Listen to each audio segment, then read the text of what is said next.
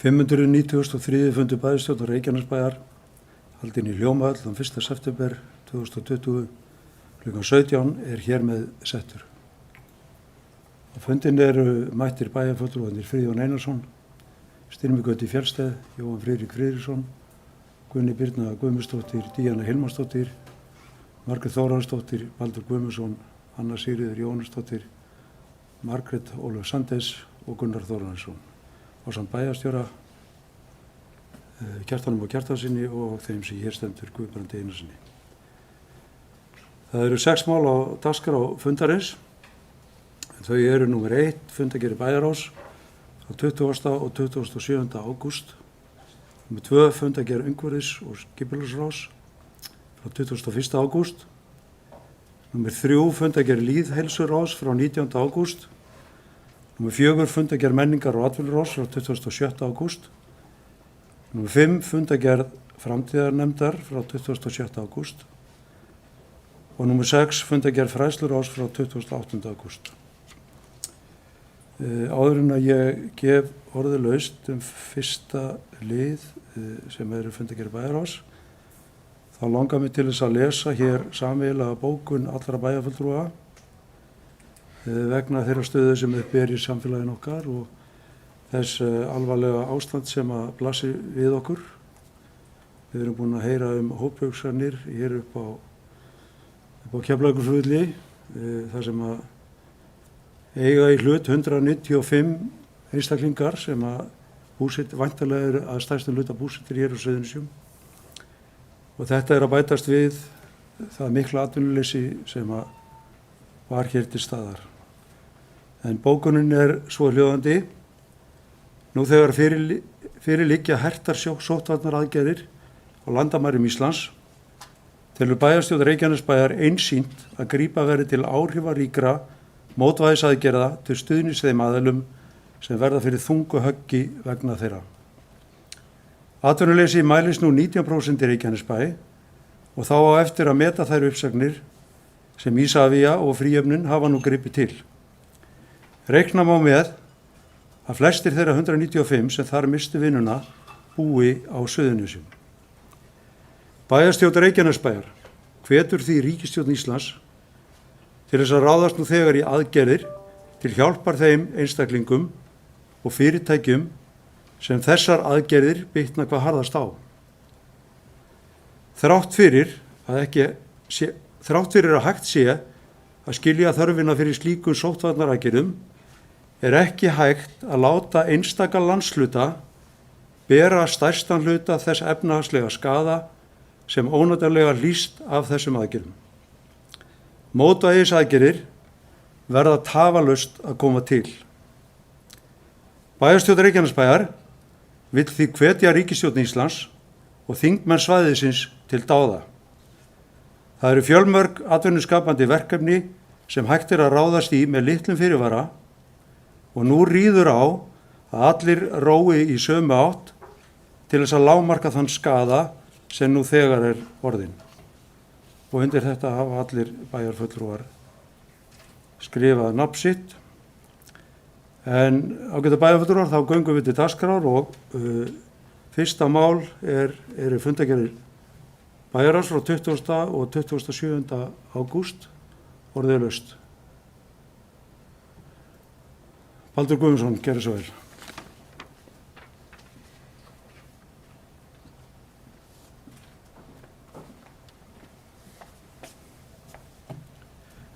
Já, viljum forseti, góði bæjarfulltrúar og gestur. Fyrsta mál á dagskrá 1280. annars fundar var sem sagt svo kallað Carbfix verkefni sem mjög spennandi en kannski ekki beint atvinnuskapandi eins og en mjög skemmtilegt tækifæri og hjálpar okkur til að glíma við þessa kolefnisförgun. Þetta er mjög áhugavert verkefni og getur lagað ástandi í Helguvík verulega ef þessu verður. En ég ætla að meginefni að fjalla 2 mál sem eru í seinni fundargerðinni Það er þess verið að skoða næsta áfanga í Stapaskóla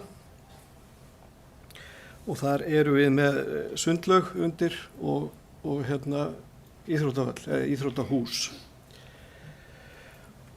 Og við erum ekki alveg búin að landa því heyrist mér sko hvernig við ætlum að taka á þessu. Sundlaugin er ekki full keppnisstærð, heldur er þetta bara svona kennslulaug og líka tómstundalaug. Völlurinn, sem sagt, það er körfuboltavöllur í íþróttahúsinu sem er í keppnisstærð, fullri stærð, en það er ekki gert ráð fyrir áhorfendum nema að mjög takmarkuðu leyti. Þannig að við þurfum að taka ákvörðun það hvort að við ætlum að fara alla leið í þessu verkefni.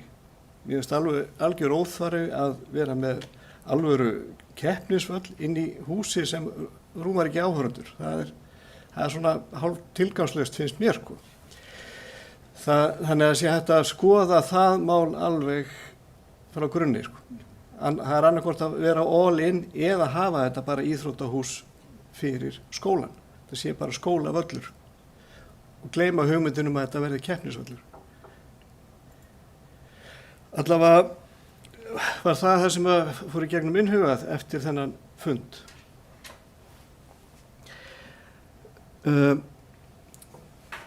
Síðan er liður 3, aukin þörf á fjárstuðningi til framfærslu. Það kemur bréf frá kirkjusóknum þar sem að þeir ráða ekki lengur við hjálparstarfi eins og það hefur þróast í gegnum árin. Kirkjurnar hafa geta tekið á sig ákveðin hluta af vandanum en hann er bara að stækka. Ég hef heyrt þetta líka utan að mér að það þurfi að grípa meira inn í þarna og þarna stendur bara að við felum sviðsstjórum velferðarsviðs og fræðslusviðs að vinna áfram í málinu og ég treysti þeim alveg fullkomlega, það er ekkert af því. En ég vildi bara fylgja eftir hugmynd sem snertir skólamatinn. Við erum með kerfi fyrir tómstundir barna sem heitir bara hvatakerfi, að foreldrar geti sótt þar til að fá fjárstuðning til að koma krökkum í íþróttir og tómstundir. Og ég myndi leggja það til að við skoðum þá hvort það er hægt að hafa svipað kerfi fyrir skólamat. Þannig að þeir sem eiga í vandræðum í þessum erfiðu tímum sem við farið í gegnum geti sótt það til bæjarins að ákveðnum skilyrðum uppfylltum alveg eins og með hvatakerfi. Það er ákveðið skilyrði sem þarf að uppfylla. Þannig getum við mætt þessu bráða þörfum og getum þá fært hinum hungruðu brauðið með einhverjum hætti sem er ekki eitthvað óþægilegt og ekki að vera að laumast í einhverja hjálparstofnanir eða annað, heldur að við getum brugðist við þessu með einhverjum hætti.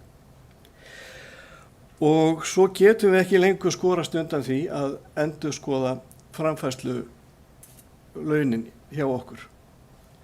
Þau voru lægri og hafa verið lægri mjög lengi hjá okkur. Ein skýring var til dæmis að það væri ódýrari framfærslan hérna, þú kemst í ódýrara húsnæði og svo framvegis. Það bara aðstæður hafa breyst. Þannig að við verðum að taka þetta upp aftur og endurskoða það hvað fer í framfærslu hjá okkur. Meira var það ekki á svo stöðu. Takk. Takk fyrir þetta, Baldur. Margrét Sanders, gerðu svo vel.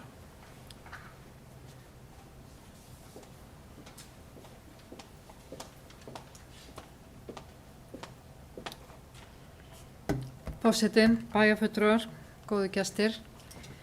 Ég vil byrja á því að nefna þó að þetta sé undir bæjarráði eða fundakjörum bæjarráða að nefna bókuna sem var áðan. Ég fagnar í miklu samstöðu sem er með þessari bókun og skiptir það miklu máli að við vinnum saman í þessari erfiðu stöðu sem við erum komin í.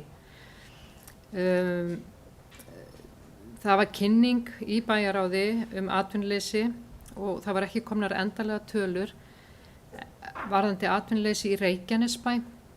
Það er mikið talað á Suðurnesjum en í Reykjanesbæ erum við að tala núna rauntölunar sem eru komnar við stöður tæplega 19% og fer fjölgandi fjöldanum, þessum fjölda. Það sem er skelfilegt sko, er ekki bara þessi fjöldi, við erum að tala hátt í 2300-400 manns, en þetta er líka það að við erum að tala í kringum 2000 manns, tæplega, sem eru yngri en 40. Og það er mjög áhugavert að skoða þessar greiningar og þess vegna höfum við fengum þetta fulltrúa Vinnumálastofnunar í annað bæjarráðið og lögðum miklar áherslur að við hefðum tölulegar upplýsingar. Því að ef við eigum að bregðast við eins og stjórnvöld og atvinnurekendur og fleiri, þá er mjög mikilvægt að við fáum upplýsingar atvinnuleysistölur og hvað er á bakvið þetta. Það er fólk þarna, þetta er ekki bara prósentur. En þannig að þess vegna vil ég nefna varðandi þessa bókun, þessa samstöðu, en það sem ég hefði viljað bæta við hana og nefndi og var eflaust og sein og ekkert víst að allir séu sammála, að það er að mér finnst þetta ansi harkalegar aðgerðir að loka algjörlega landamærunum, sama hvað hver segir og þegar menn eru að tala að þeim sé ekki lokað, en þessar 2 skimanir og þú fer í fangelsi á meðan og býður eftir seinni skimun, þetta er ekkit annað en lokun landsins, þannig að svo að það sé sagt. Þá kem ég að 3. lið í bæjarráðið, þetta er fundur 1282 og það er varðandi fasteignagjöld. Og við samþykktum tillögu sem lá fram frá meirihlutanum að fasteignaprósentan eða fasteignagjöldin yrðu óbreytt eða prósentan yrðu óbreytt á íbúðarhúsnæði en 0,5% lækkun á fyrirtækin.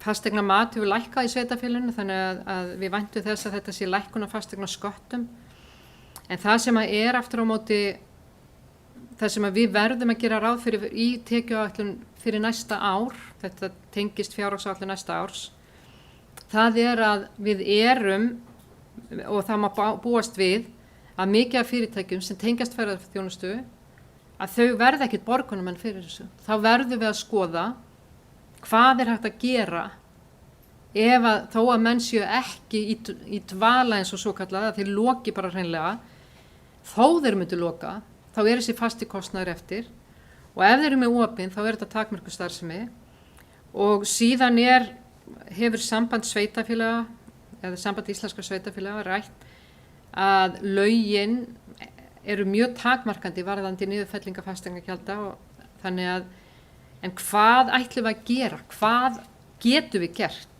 Og þetta er spurning sem við verðum öll að spyrja okkur og í þessari framhaldsvinnu þá verðum við að gera ráð fyrir einhverjum skerðingum og tekjum. En hvernig það verður útfært, við erum ekki með lausn á því og þurfum að vinna það með aðilum í atvinnulífinu.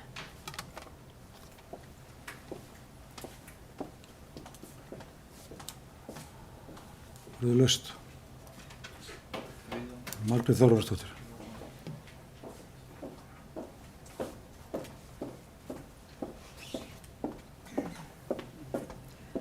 Virðulegi forseti og aðrir viðstaddir, ég kem hér undir atvinnuleysistölurnar. Við stöndum frammi fyrir bara hreint ótrúlega ástandi sem ég held að við séum ekki einu sinni búin að sjá toppinn á ísjakanum. En mér langar aðeins að koma inn á það sem Baldur kom inn á skólamáltíðir. Ég búin að berjast fyrir því frá því ég kom hér inn í bæjarstjórn hvað varðar skólamáltíðir að gera þær gjaldfrjálsar. Og eins og við öll vitum þá hefur Hjálparstarf kirkjunnar verið að greiða fyrir rúmlega 82 máltíðir á mánuði fyrir börn í skólum bæjarins. Og ég legg til að við stefnum að því að hafa þessa máltíði gjaldfrjálsar og við getum alveg sett upp sama kerfi eins og Hjálparstarf kirkjunnar með. Vegna þess að það geta ekkert allir fengið gjaldfrjálsa skólamáltíð, það er tekið gjöld og tekjur og ýmis þættir þarna inni og þetta er allt saman reiknað út. Þannig að ég held við ættum að skoða það og ég ætla að vona það að við sjáum það í næstu fjárhagsáætlun að skólamáltíð velja gjaldfrjálsar. Takk.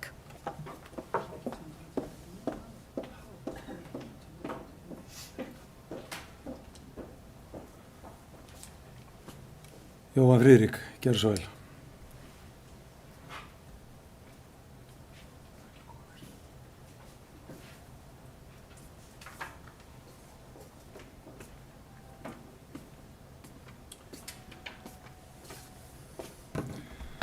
Forseti, ágætu bæjarfulltrúar. Nú byrja á því að taka undir flest sem að nú þegar hefur komið fram frá félögum mín hér í bæjarstjórn. Það er þungt yfir svæðinu og ég finn það er þungt yfir bæjarfulltrúum. Það kemur að sjálfsögðu ekki óvart. Ég lít auðvitað á það og hef sagt það að hér tímabundið ástand að ræða vonandi. En veturinn verður okkur mjög þungur og ég verð að taka undir það að þessar lokanir á landamærum er okkur mjög íþyngjandi og erfiðar. Og það kemur svolítið óvart að það hefur verið farið í svo harðar lokanir.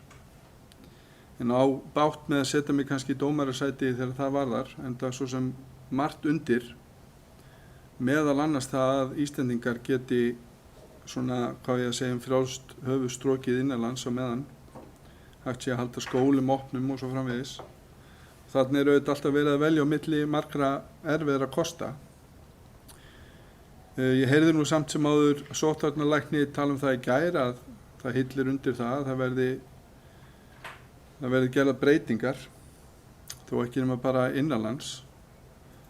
Því að áhrifin af þessum kórónufaraldri er ekki síður auðvitað á heilsu þeirra sem að lenda í því að fá þessa áoran, heldur kannski líka á andlega líðan fólks og barna. Hefur gríðarlega áhrif hér á menningarstarf, íþróttastarf og svo má lengi telja, og allt hefur þetta og getur haft langtíma áhrif fyrir okkar samfélag. Nú, hvað gerum við til þess að bregðast við? Reykjanesbær í samstarfi við ríkið fór í mjög vel heppnað átak í sumar til þess að veita ungu fólki atvinnu hér í sveitarfélaginu og hefur fengið lof fyrir. Það tókst gríðarlega vel. Ég verð að segja að það kemur mér svolítið óvart að þau úrræði sem að snúa að því að koma fólki strax í virkni af hálfu ríkisins, þau eru takmörkuð. Og Reykjanesbær hefur leitað samstarfs við Vinnumálastofnun ákveðin úrræði og hugmyndir og það er vel. Við áttum góðan fund með forstjóra Vinnumálastofnunar og þar var einmitt farið yfir ýmislegt. Enda náttúrulega hitinn og þungin af þessu áfalli að lenda á ríki og sveitarfélögum. En þar finnst mér fólk vera að vinna hægt. Kórónuveirufaraldurinn var ekki að koma í síðasta mánuði. Hann er búinn að vera með okkur núna í töluverðan tíma og sóttvarnalæknir sagði þá á sínu tíma að við mættum búast við því að landinu yrði lokað og það yrði settar á hömlur og þeim aflétt til skiptis og það hefur alveg ræst. Þannig að það ætti svo sem ekki að koma neinum á óvart að nú sé þörf fyrir atvinnuúrræði og það er mjög dýrt og íþyngjandi fyrir fólk að verða atvinnulaust. Það er gríðarlegt áfall.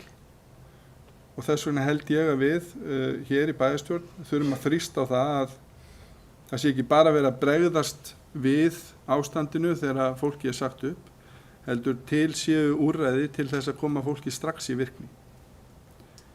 Og ég vænti þess að eiga gott samstarf við Vinnumálastofnun og Reykjanesbær slík úrræði. Það hefur verið gert meðal annars með því að veita fólki aðgang að menntakerfinu, en þær stofnanir og þau fyrirtæki sem þó eru í þeim sporum að vilja bæta við sig starfsfólki, við eigum að leita leiða til þess að finna lausnir, til þess að gera það að verkum að atvinnuleysisbætur nýtist betur í samfélaginu, þannig að þær koma auðvitað úr samfélögum sjóðum okkar, og einnig það að það sé þá hægt að setja einhvers konar verkefni í gang, þróunarverkefni, það getur verið margt, það getur snúið að umhverfismálum, það getur snúið að framtíðarpælingum sem að kannski yrði ekki farið í fyrir síðar nema með tilstuðlan verkefna þar sem að ríkið kæmi að. Það verið hægt að gera í gegnum atvinnuleysisbætur. Það var gert í hruninu með góðum árangri og þannig verið hægt að koma fólki fyrir virkni.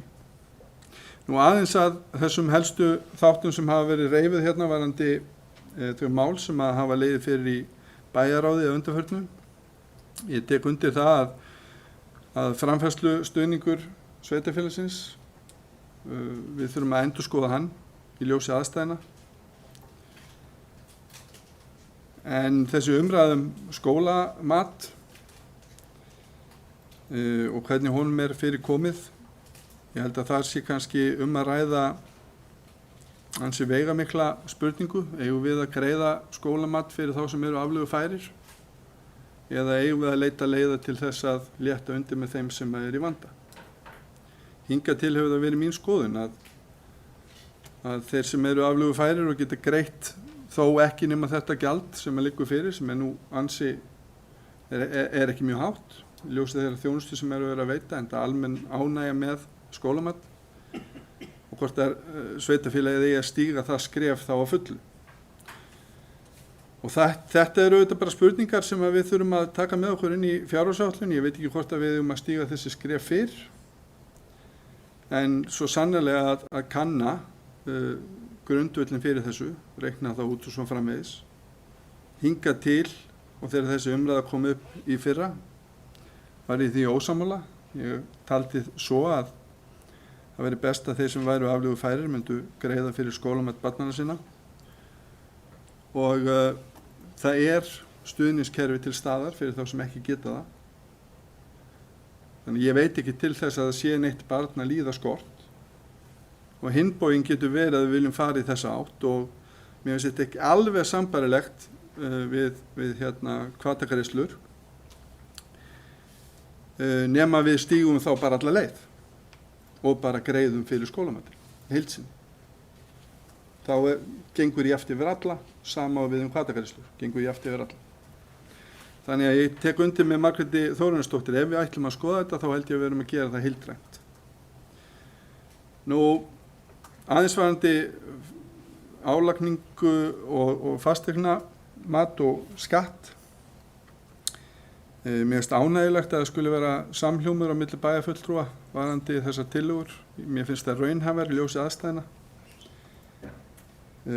Það raunlækkun að ræða, ekki vegna þess að sveitarfélagið sé að breyta sínum stofni, heldur miklu frekar að fasteignamat að lækka. Og ég hef verulegar áhyggjur, rétt eins og Margrét Sanders hefur, af fyrirtækjunum. Með því að lækka eins og lagt til, þá höldum við horfinu þar. Við lækkuðum álagningu á fasteignahúsnæði, á atvinnuhúsnæði í fyrra líka. Og vorum þá líka að horfa til þess að við yrðum samkeppnisfærari í samanburði við önnur sveitarfélög. Þannig að já, það verður þrautinni þyngra að ráða fram úr þeim bagga sem mun fylgja kórónuveirunni þegar við horfum á fjármál sveitarfélagsins. En það skynsamlegast fyrir okkur, held ég, á þessum tímapunkti að horfa einmitt til velferðarkerfisins, tryggja það að það standi undir því álagi sem það að verða fyrir. Og það kemur mér ekkert óvart að við getum ekki beðið með það að reyna að skoða aukið fjármagn til velferðarmála.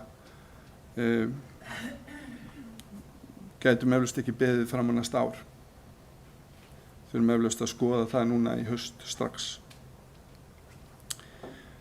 Nú, hér vorum við að samþykkja sameiginlega bókun til þess að brýna hér ríkisstjórn og þingmenn.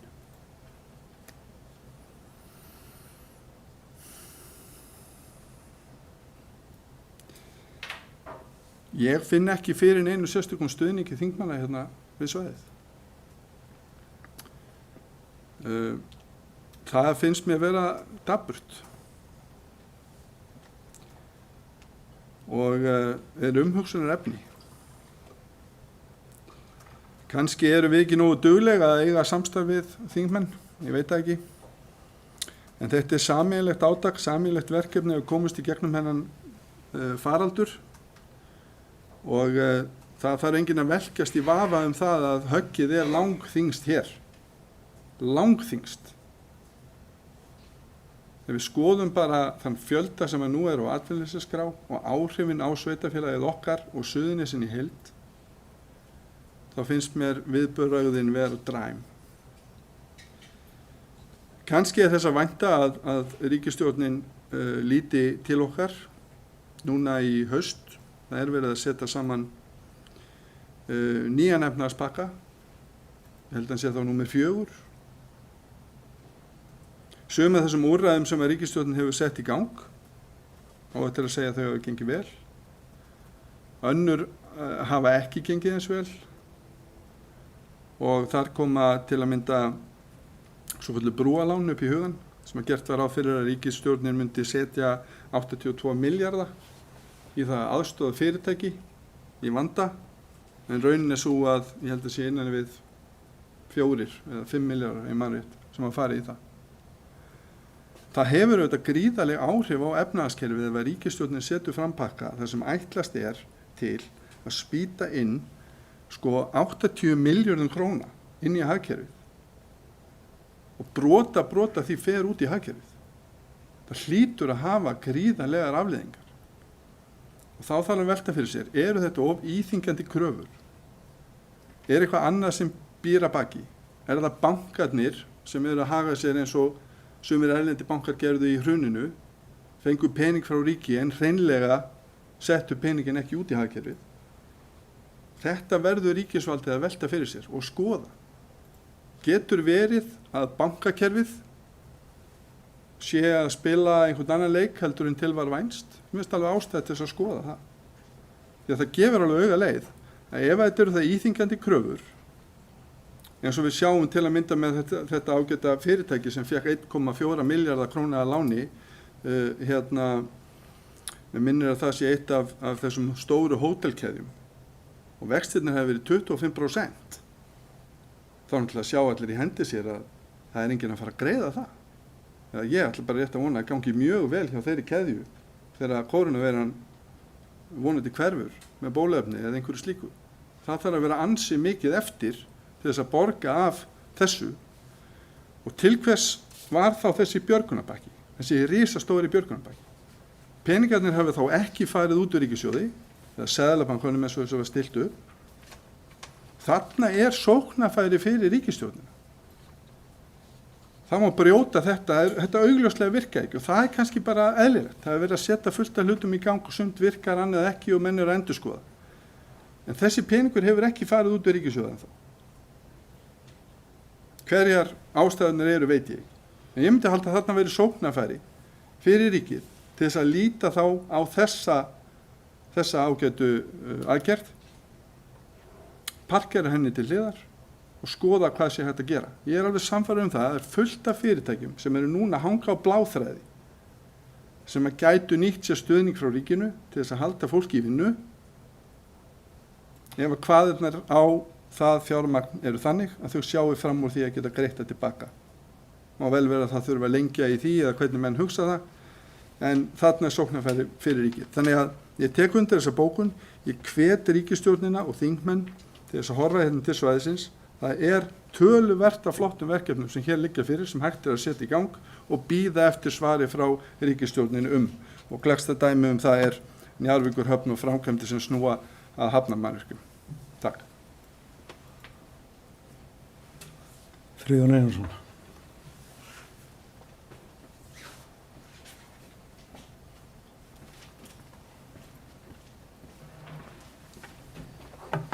Forseti, ágætu bæjarfulltrúar. Takka fyrir mjög góða umræðu. Gaman að fá að heyra svona fína umræðu málefni bæjarins og víðar. Mér langar aðeins að koma inn á nokkuð mál sem fjallað hefur verið í bæjarráði. Það er búið að tala hérna tilraunaverkefni Carbfix, bæjarfulltrúi Baldur nefndi það og er í sammála Baldri að þetta er mjög spennandi verkefni og áhugavert að sjá hvernig það þróast áfram. Þetta eru margir erlendir háskólar sem eru að sinna þessu, eða koma að þessu verkefni og að vinna CO2 á loftinu og breyta því í grjót. Þetta er aldrei brilljant hugmynd. En það er nú sennilega aldrei langt í það að það verði ykkur mannaþörf þar. Ég langar kannski að byrja því að taka undir orð Baldurs varðandi byggingar Þapaskóla þar sem við erum að tala íþróttahús og sundlaug. Þetta er ákvörðun sem við þurfum að taka á næstu dögum, hvað við ætlum að gera þar, hvort að þetta þetta verður hefðbundið íþróttahús eða eitthvað meira. En það er ljóst að nú er verið að vinna teikningu hvernig svona fullbúið keppnishús gæti litið út. Það þýðir að við þurfum að stækka húsnæðum alltaf 900 fermetra. En kostnaðurinn við þá stækkun gæti numið 200-300 milljónir króna, sem er samt brot af því sem keppnishús annar staðar myndi kosta. En það hanga náttúrulega margar ákvarðanir á þessari. Hvar ætlum við að byggja næsta skóla í Reykjanesbæ? Verður hann upp í Ásbrú eða ætlar hann að verða með hann í Hlíðahverfinu? Þetta eru margar stóra ákvarðanir sem við þurfum að taka á næstu dögum og vikum. Mér langar aðeins að nefna að í bæjarráði 27. ágúst þá fengum við á fund bæjarráðs Unni Sverris og Hildur Jakobínu frá Vinnumálastofnun Reykjavík og hér á Suðurnesjum, þar sem rætt voru ýmsu mál atvinnuleysið og möguleikana og ég þarf að taka aðeins undir orð bæjarfulltrúa Jóhanns Friðriks að það er þessi kannski sem kom greinilega fram í tali þeirra beggja að það væri þessi tregða Vinnumálastofnunar, stjórnsýslunar að vinna nýjum hugmyndum í svona miklu atvinnuleysi, hvort það væri tilgangurinn að senda alla íslensku námskeið eða hvort það væri bara gáfulegar að senda fólk á ensku námskeið. Það var mjög áhugavert samtal sem við áttum við Vinnumálastofnun og ljóst að það er mikill vilji til að koma til móts við okkur og það sem kannski vakti í furðu okkar mest var að forstjóri Vinnumálastofnunar hún vissi ekki af því að við höfum sendt inn beiðni fyrir löngu síðan að fá að nýta fólk af atvinnuleysisskrá sem hefði verið minna en 12 mánuði á skrá. Eins og hún sagði sjálf, helst að taka fólki bara sama dag og dettur missi vinnuna.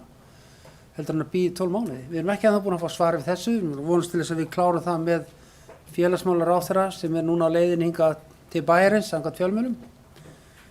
En þetta var mjög áhugavert og við erum búin að vera að vinna núna Sigurgestur og Súlan í því að ganga til samninga við Vinnumálastofnun og finna lausnir og leiðir bæði til að flytja störf hingað frá Reykjavík, frá ríkisstofnunum sem hugsanlega geti gerst.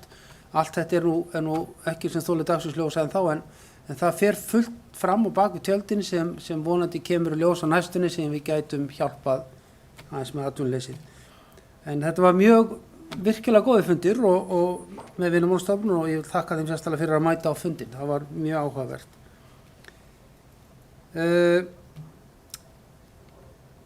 Á þessum fundi var lögð fram, þessum bæjarráðsfundi var lögð fram árslutauppgjör í janúar og júní, fyrstu 6 mánuðir ársins og er það ansi merkilegt plagg sem þar var lagt fram. Og þannig að yfirleitt ljúga tölur ekki, en tekjurnar fyrstu 6 mánuðina hafa minnkað 200 milljónir miðað við 2019. Með áætlunina hafa minnkað 300 milljónir fyrstu 6 mánuði ársins. Jöfnunarsjóðurinn hefur lækkað 500 milljónir fyrstu 6 mánuðina. Í heildina má segja að tekjur hafa lækkað 500 milljónir fyrstu 6 mánuðina sem þýðir milljarður ef við skoðum heilt ár. Það er milljarði minna heldur en við höfðum 2019. Þannig við sjáum hvað fallið er mikið, það er bara þurrkað út heil milljarður síðan 2019 í tekjum. Og á sama tíma og það gerist, þá eykst launakostnaður hjá okkur alltaf milljarð hjá sveitarfélaginu. Fleiri störf í sumar og launahækkanir aftur á bak. Þannig að það má segja að við séum að horfa á 2 milljarða snúning á einu ári. 2 milljarða snúning. Minnkandi tekjum og auknum kostnaði sem er fyrst og fremst tengdur samþykktu launahækkunum. Þetta eru risatölur. Það sem er jákvætt við þetta uppgjör er að við stöndum sterk með handbært fé. Ég hef skoðað aðeins uppgjör nokkra sveitarfélaga og þá kemur í ljós að að það er ekki mörg sveitarfélög í Íslandi sem hafa svona mikið handbært fé eins og við höfum. Þannig að við þolum töluvert högg í einhver tíma og við munum hafa það af. Þess vegna ætlum við ekki að fara að pakka saman og fara ekki í framkvæmdum. Við ætlum að halda áfram í framkvæmdum og reyna að fylgja beiðni ríkisvaldsins að auka framkvæmdir og við munum fara í að klára skólan og knattspyrnuvöllinn og hreinsinstöðina og hjúkrunarheimili og eins og við höfum oft rætt um. En eitt til dæmis ljóst hjá okkur núna í þessari fjárhagsáætlanagerð sem við erum að byrja núna, að það er að velferðarsviðið kallar á alltaf 500 milljónir. 500 milljónir næsta ári. Og við þurfum auðvitað núna virkilega að setjast niður og hvernig getum við gert þetta. Ætlum við að stilla upp fjárhagsáætlun ársins með milljarði mínus, eða 1,5 milljarði mínus. Margrét Þórarinsdóttir nefndi hérna áðan, bæjarfulltrúi nefndi hérna áðan að hafa gjaldfrjálsan mat. Það eru 245 milljónir. Og þegar við horfa á heildina, við séum að breytingarna séu alltaf 2 milljarðar á árinu, þá hvernig hefur að taka þess að 245? Á sama tíma við þurfum að setja 500 milljónir velferðarsviðið. Við þurfum að vanda okkur rosalega vel og þess vegna vil ég þakka fyrir þá samstöðu sem var þegar við vorum að ákveða fasteignagjöldin. Það er raunlækkun á fasteignagjöldin til íbúa annað árið í röð og það er raunlækkun til rúmlega raunlækkun til fasteignagjalda hjá fyrirtækjum, en það eru mjög fá sveitarfélög sem hafa gert það á undanfarnum árum. Við vorum 1 af 2 eða 3 sveitarfélögum í Íslandi sem lækkuðu fasteignagjöld til fyrirtækja í fyrra og gott að við getum haldið því áfram. En aðeins sem er áhugavert er að skuldirnar okkar aukast verðtryggt og tekjur minnka. Þetta er náttúrulega ekki skemmtilegasta staðan að vera í. Þannig að fyrst fór Vá, þegar við vorum að komast upp eftir hrunið, þá fór Vá og það fór nú ansi mörg störf þá út gluggann hjá okkur og ríkisstjórnin mætti fund hjá okkur síðastliðið sumar og ætlaði aldeilis að hjálpa okkur. Það gerðist nú ekki mikið. Síðan er Icelandair á hliðinni, Isavia og Fríhöfnin og við erum komin 20% atvinnuleysi. Við höfum nefnilega á þessum árum alltaf þurft að standa á eigin fótum. Það er engin annar sem hjálpar okkur. Það er eins og fyrir 2 árum þegar við heldum að við erum búin að semja kröfurnar við Lindarhvol og fá frá skuldar við Seðlabankann að hálfverði tilbaka. En þá seldi ríkisstjórnin skuldabréfið sem við áttum að fá og hagnaðist 3 milljarða á einni nóttu með bréfið. Sveitarfélagið sem var í kröggum, var í erfiðleikum. Seðlabankinn var tekin ákvörðun, Lindarhvol var lagður niður og fjármálaráðherra seldi skuldabréfin LSR á 9 milljarða. En þá boraði það að selja okkur á 6, eins og ríkisstjórn tók það á kröfubúi Íslandsbanka. Það var hjálpin þá, þetta er 2 ár síðan. 3 milljarðar, svo ég minnist nú ekki á ágæta Katríku hérna upp frá sem er búin að taka 14 milljarða að svæðinu. Við getum bara treyst á okkur sjálf. Það er engin annar sem kemur til með að hjálpa okkur. En það ætla ég að taka undir það eins og Jón Friðrik sagði áðan. Það er ekki þannig að allir þingmenn sumir, en það er ekki eins og allir þingmenn sé að hringja til okkar. Ég verð ekki var við það. Ég verð bara að segja það. Það er enginn að koma og spyrja hvernig gengur hjá okkur og hvað segið þið, hvað getum við gert og það er ekkert svoleiðis. En margir sína áhuga og ég vil þakka fyrir áhuga margra ráðherra sem hafa verið í góðu sambandi við okkur og ég vil hrósa þeim fyrir það. Það hefur verið ágætis aðgangur að þeim þó þetta við viljum hafa það meira. En fyrst Vá, Icelandair, Isavia, Fríhöfnin og hver veit hvað næst. 20% atvinnuleysi. Það sem mér finnst alvarlegast í þessu er kannski það að þetta svæði á Suðurnesjum sem er búin að rísa á fætur eftir hrunið, taka til allstaðar í öllum skúmaskotum, vera í stríði við ríkið vinstra megin og hægra megin. Í dag var dagurinn sem við kærðum ríki fyrir að taka á okkur ferðaleyfið að keyra Keflavík, Reykjavík, Keflavíkurflugvöllur og tilbaka. Hann var dómsett í dag. Þar metið tap fyrir okkur 3 milljarðar af því að ríkið hirti af okkur sérleyfið. Svo fyrir að sjá hvernig dómurinn er. Þannig að þið sjá það þegar við skoðum þessar stuttu sögur sem ég hef verið í pólitík, við erum alltaf í stríð við ríkið. 3 milljarðar þarna, 14 milljarðar frá Katigó, 3 milljarðar úr skuldabrifinu. Þetta er stóra tölur. En það sem ég finnst alvarlegast í öllu saman er það að COVID, ég upplifði það dálítið að Suðurnesin, að við erum að bera byrðar Íslands út af COVID. Þegar við skoðum atvinnuleysistölur frá Vinnumálastofnun, þá komum svona jafnræði dálítið í á höfuðborgarsvæðið og víða út á landi. 5-6% atvinnuleysi. En hjá okkur eru bara allt aðra tölur. Allt aðra tölur. Okkur er hrósað og við erum öfundað af flugvellinu þegar hann er hérna og vel gengur, en við tökum líka alltaf fallið. Og við sem þekkjum aðeins lengra tilbaka heldur í 3-4 ár, er að við munum hvernig Iceland Express þegar það fór. Það var bara algjört tjón fyrir okkur. Þannig að það eru 2 flugfélög á nokkrum mánuðum sem hafa farið á hliðina. Þá var heldur engin hjálp, þá stóðum við hérna dálítið mikið ein. Ég ætla ekki að kvarta yfir því, við erum bara vön því og við munum standa þetta á okkur eins og alltaf. Það er bara ekki spurning um það. Aðeins varandi, við erum náttúrulega á fleygiferð, endurfjármögnunarferli, endurfjármögnunar þær skuldir sem er á sveitarfélaginu og vonandi kemur eitthvað ljós í því á næstu mánuðum og það takir dálítinn tíma. Takk. Baldur Guðmundsson, gerðu svo vel.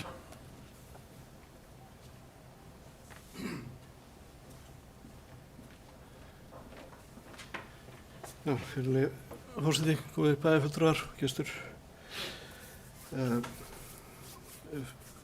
Fjalla líka aðeins bókunina og þær ræður sem hafa verið haldnar hérna atvinnumál og samskipt okkar við ríkið.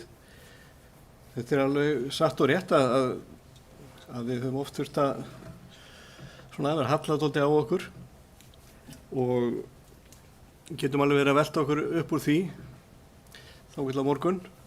En við verðum að líka hjálpa ríkinu að hjálpa okkur.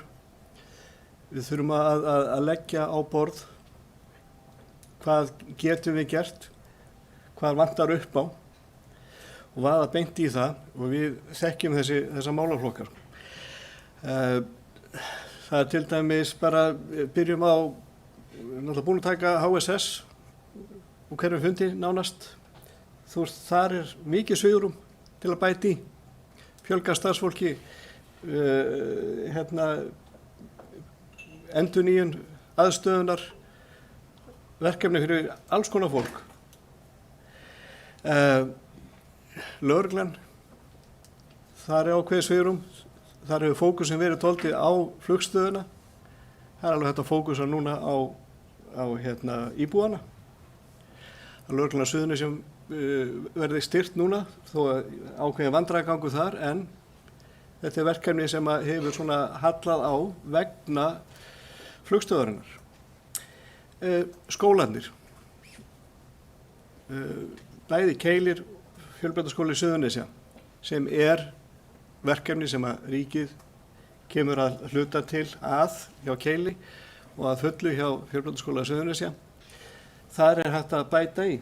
Það eru margir sem það er mikil eftirsókn í alls konar iðnaðarstörf, iðnnám. Það er eitthvað sem að Fjölbrautaskóli Suðurnesja getur tekið að sér. Það er verkefni. Bæði störf fyrir kennara og iðnaðarmenn og fleiri. Þannig að ég bara búin að koma inn á nokkur mál sem bara snúa beint að ríkinu. Síðan eru bara uppbyggingarverkefni hjá okkur sem voru nefnd hérna. Það er þetta hjúkrunarheimili. Það eru hafnarframkvæmdir. Það eru það sem er að gerast í Njarðvíkurhöfn. og fleira. Verkefni sem að við getum farið í en við gætum alveg þegið stuðning til að klára. Svo ætla ég aðeins að útskýra betur. Ég kannski ekki alveg búinn að leggja þetta nógu vel á borð, þessa hugmynd með skólamat. Að ég er hvorki að leggja það til að það verði gjaldfrjálsar máltíðir. Mín skoðun er bara svo að þetta fyrirkomulag sem við erum með er gott. Við erum að fá góðan mat, þeir sem geta taka þátt í að borga matinn. Ef hann væri alveg gjaldfrjáls þá erum við aðeins að horfa upp á hættur sem geta verið matarsóun sem við erum að berjast gegn núna. Það er að af því að þú ert ekki að borga þá þarf ekki að skráði og það er að vera að elda allt og mikið mat og megna honum fyrir í ruslið. Þetta er ákveðin hætta. Við erum að fá betri mat með því að borga fyrir hann. Svo ég verð að sletta hann bara, there's no such thing as a free meal. Það þarf alltaf einhver að borga fyrir þetta.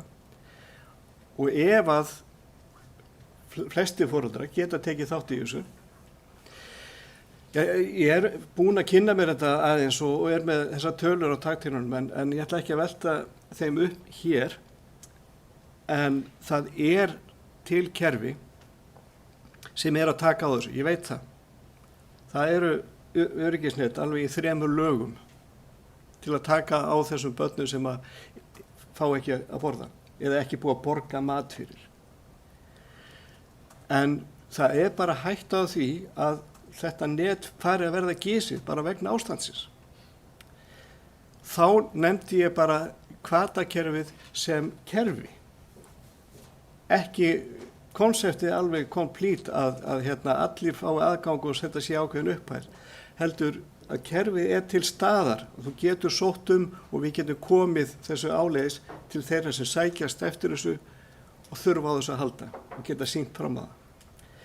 Við vitum ekkert, það nánast tilgangslaust að setjast yfir þetta og fara að reyna að reikna eitthvað út vegna þess að við vitum ekkert hvað kemur upp úr kössunum. En ég held að mun ekki hlaupa einhverjum 20 milljóna ef við erum að henda þessu út núna til reynslu strax. Geti ímyndað mér að þetta séu nokkrar milljónir til áramóta. Á þess að, eins og ég segi, það er algjörlega tilgangslaust fyrir mig að henda fram einhverjum tölum vegna þess að við erum algjörlega að renna blint í sjóin með þetta. Mér finnst að við verðum að taka þetta upp. En þar með sagt er ég ekki að segja að við skulum stefna að gjaldfrjálsum skólamáltíðum. Það er bara svona í prinsipinu. Finnst mér kerfi sem við erum með vera gott. Vona að þetta sé svona nokkuð skýrt komið frá mér núna. Takk. Bæjarstjóri, gerðu svo vel.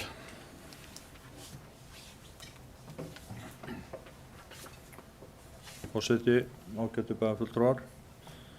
Hér hefur margt verið ávarpað og mörg mál og bara takka fyrir góða umræðu. Mér langar til þess að aðeins að hnykkja hérna á nokkrum málum. Ef ég tek fyrst þetta með skólamatinn þá samkvæmt þeim upplýsingum sem ég hef þá eru 90% grunnskólabarna í Reykjanesbæ í áskrift í skólamat.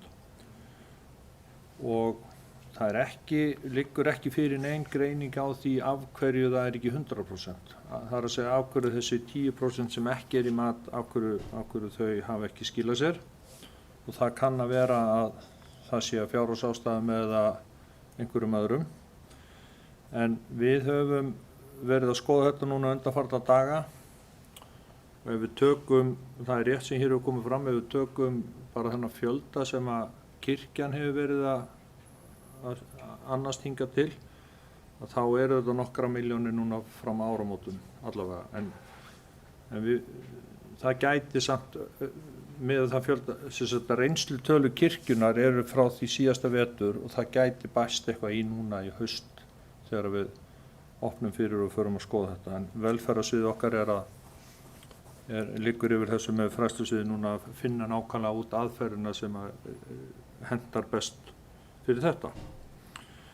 Nú, að því hér hefur verið rætt talsvert ríkið og aðkomi ríkis og þingmanna og ráðherra og svona, þá finnst mér rétt að upplýsa það að í dag fékk ég boð að koma til fundar við það voru allavega oddvitar ríkisstjórnarflokkana voru í fundaboðinu, en boðið kom frá forsætisráðherra og þar sem að við erum boðaðir bæjarstjórar sveitarfélaganna á Suðurnesjum til fundar allavega við forsætisráðherra og líklega oddvitana alla fyrst þeir eru í fundaboðinu næsta 50 eftir viku klukkan 9,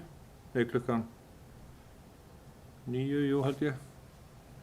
Það er náttúrulega bæjarástími en ég ætla að fara á þennan fund í ráðherrabústaðnum og ég myndi gjarnan vilja fá að vera í sambandi við ykkur fyrir þann tíma til að undirbúa það bara vel og nesta mig, því að fundaboðið gengur út á það að þau og hún vilja fá fréttir af stöðunni og hvað þau geta gert eða hvað ríkisstjórnin getur gert til þess að aðstoða okkur. Þannig að það er fínt að fá hugmyndir með gjarnan, við skulum vera í sambandi með það allt saman. Varðandi umræðan þetta úrræði sem að Vinnumálastofnun og við höfum rætt í talsverðan tíma, og ég vil nú að taka undir það sem hér hefur komið fram að kom mér óvart að forstjóri Vinnumálastofnunar, það var eins og hún hefði ekki heyrt af þessari hugmynd og þessari kannski ábendingu og óskokkar tillögu að við gætum fengi fólk eða fyrirtæki og sveitarfélög getur fengið fólk að atvinnuleysisskrá með fullum atvinnuleysisbótum sem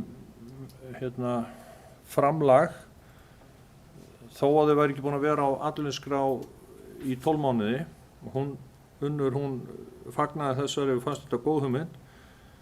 En ég er svo með hér tölvupósta, ég ætla nú ekki kannski að lesa þá neitt upp, en það sem eru samskipti meðal annars Karls Björnssonar við forstjóra Vinnumálastofnunar og formann stjórnar atvinnuleysistryggingasjóðs frá því í maí síðastliðnum, þar sem þetta er rætt eftir samskipti okkar við Karl og kemur hann þessum upplýsingum á framfæri og viðbröðin eru mjög jákvæð þá. Hvort að þetta hefur séðan bara fallið á milli skips og bryggju eða gleymst eða eitthvað, ég átta mikið á því. En það eru margir mánuði síðan við byrjuðum að tala þetta. Hér hefur líka verið rætt svolítið fjárhagsáætlun okkar og við erum svo sem á kafi í henni og við vitum það að þetta verður mjög erfitt að koma þessu heim og saman og ljóst að við þurfum klárlega að setja saman áætlun sem að mun verða röngum yfir núllið, það er bara spurning hversu mikið og við erum að skoða tillögur að römmum núna og ætlum að reyna að koma með það inn í bæjarráð á 50 bara til kynningar og meðferðar bæjarráðs, þannig að þið eigið eftir að sjá það sem við erum að kokka núna. Síðan er bara gaman að segja frá því að eins og hér kom fram í máli formanns bæjarráðs að þá var aðalmeðferð í máli SSS gegn ríkinu í þessu almenningssamgöngumáli hér á milli höfuðborgarsvæðisins og Flugstöðvar Leifs Eiríkssonar sem að hófst held ég fyrir 6 árum, ekki Gunnar? Þú varst í stjórn SSS? Já. Og þar verð ég nú að segja að við sátum hérna í þingsal í morgun, eða dómsalnum, mættum hérna bæjarstjórar og sveitarfélaginu á Suðurnesjum og svo einhverju stjórnarmenn og stjórn SSS líka. Og það var mjög fróðlegt og upplýsandi að hlusta á Unnar Stein, nú bæjarlögmann, en þá sjálfstætt starfandi lögmann sem er búinn að vera með þetta mál frá upphafi og fylgja því eftir í morgun í dómsal. En það var líka fróðlegt að hlusta á ríkislögmann hvað ég að segja, verjast eða rökstyðja þessa aðgerð og ég öfund ekki dómarann af því að þurfa að greina hvað er rétt og hvað er rangt í þessu, en dómarinn áskilur sér rétt til þess að nýta alla þann tíma sem að hún hefur, sem að eru 6 vikur skilst mér, til þess að kveða upp dóm og eftir samtali Unnastein eftir þetta þá sagði hann að þetta mál væri þannig vaxið að hans mati að það væri alveg sama hver niðurstaðan yrði, henni yrði örugglega áfrýjað. Þannig að það er það miklar hagsmunir í húfi fyrir báða aðila. Þannig að þetta á eftir að lifa eitthvað inn í haustið og veturinn kannski fram á vor. Þá held ég að ég sé svona búin að hér kom líka fram að þingmenn væri ekki í sambandi við okkur eða við bæjarfulltrúar og það er ekki alveg, ég get ekki alveg tekið undir það að ég hef heyrt í þingmönnum og þeir eru óskættir fundum og spjalli í síma og svona, einhverjir af þeim ekki allir náttúrulega en eins og gengur, þeir eru misvirkir náttúrulega en það eru einhverjir þeirra sem að hafa samband og ég náttúrulega tek vel á móti þeim og fagna því bara.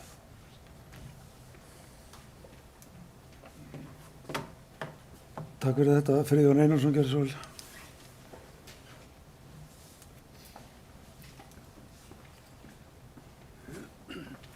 Forseti, ágætu bæjarfulltrúar. Já, ég líka það sem ég sagði áðan með þingmönnum okkar að sumir þeir eru alltaf í sambandinu, aðrir ekki, eins og ég sagði. Aðeins varðandi á næstu dögum og núna á 50-daginn tökum við fyrir rammana í bæjarráði, þess að fjárhagsrammana, þar sem við reynum að stilla upp hvernig við sjáum þetta koma nú út svona árið. Við erum búin að ákvæða með fastanegjöldin og svo rennur þetta svona allt saman. Og rétt sem bæjarstjóri segir hérna mjög sennilega þá, get nánast tryggt það að það veri tap á næsta ári. Ég var náttúrulega að velta fyrir mér í gær hérna með hvernig þróunin í þessum fjármálum að til dæmis að ef við hefum ekki lækkað fastanegjöldin í fyrra og örlítið árið áður þá hefði tekjur af fastanegjöldunum numið 2,8 milljörðum en í dag stefnir allt í það að fastanegjöldin skila okkur 800 milljón. Það er 1 milljarður sem við skorið niður með því að lækka fastanegjöldin. En auðvitað var það ekki í hendi og þessi fastanegjöld voru auðvitað vegna hækkunar fasteignamats. En svona sveiflast til í fjármálum hlutir sem stundum við ráðum ekki með. Við ráðum stundum ekki við alveg hvernig þetta þróast. Skólamaturinn hjá okkur er ódýrasti skólamaturinn af öllum stóru sveitarfélögunum.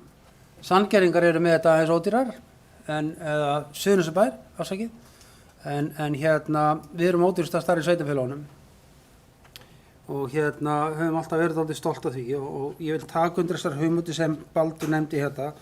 Það eru auðvitað til tól og tæki til þess að skoða hvar skóinn kreppir að og ég held þetta ekki vera flókið fyrir okkur að setja í veg eitthvað kerfi þar sem þarf að vera eftirlit vegna þess að þetta á að fara þangað sem, ef við tökum það ákvörðun þá er þetta á að fara þangað sem þörfin er mest og ég held að það verði ekki flókið kannski að gera það. Það er ju það sem að hinn ýmsu félagasamtök hafa verið að gera hingað til. En annars takk fyrir kæra og góða umræðu. Jóhann Friðrik, gerðu svo vel.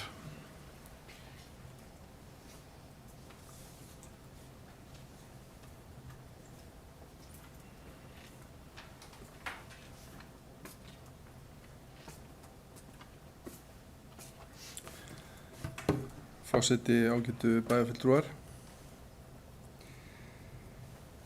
Ég ætla að vona að ég hef ekki móðgað neitt þegar ég sagði hér fyrir í umræðinni að heyrðist lítið frá þingmönnunum. Ég get alveg tekið undir það, kannski þurfum við að vera duglegri við það að hjálpa ríkinu að hjálpa okkur. En það hvað við nýjan tón fyrir svolítið síðan þegar Suðurnesin komu sér saman sameiginlegan forgangslista gagnvart ríkinu. Og ég held að við höfum staðið okkur ágætlega í því að koma því til skila til fjárlaganefndar og þingsins. Og við þurfum auðvitað og megum ekki leggja árar í bát undir neinum kringumstæðum, sérstaklega núna.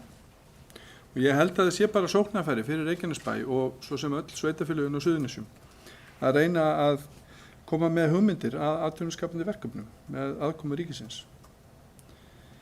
En það er erfitt að gera það svo lengi sem að við vitum ekki hvort að það sé yfir höfuð möguleiki. Þar sér maður fyrir sér ýmis umbótaverkefni eins og ég hef nefnt áður.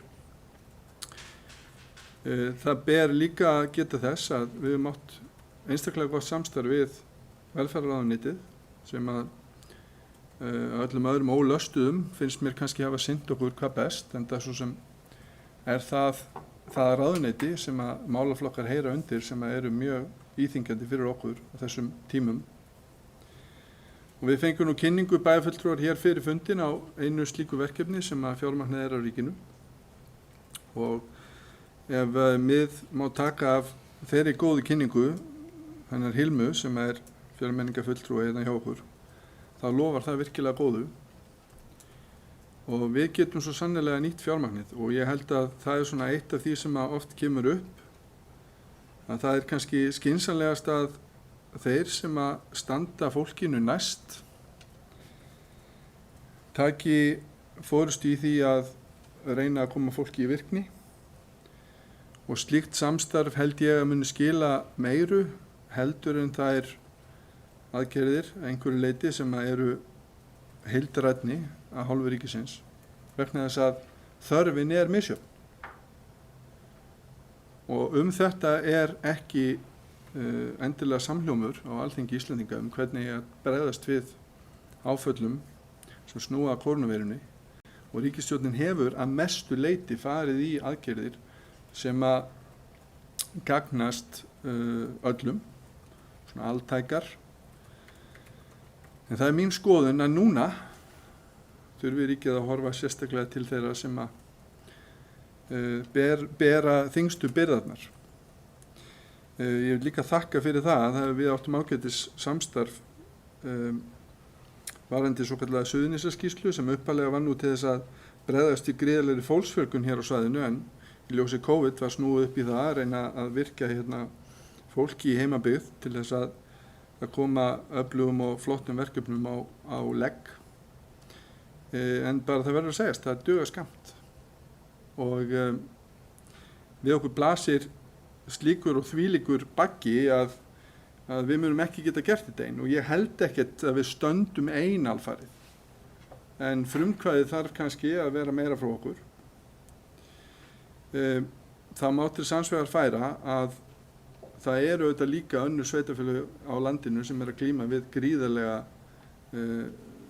háar atvinnuleysis-tölur, allt upp í 40%. En það eru samt sem áður sveitarfélög sem að er með mun færri íbúa. Nú er ég ekki að segja það, þau sannarlega þurfa aðstoð að halda, ég ætla ekki að gera lítið úr því. Og auðvitað kreppir skóin að allstaðar í samfélaginu.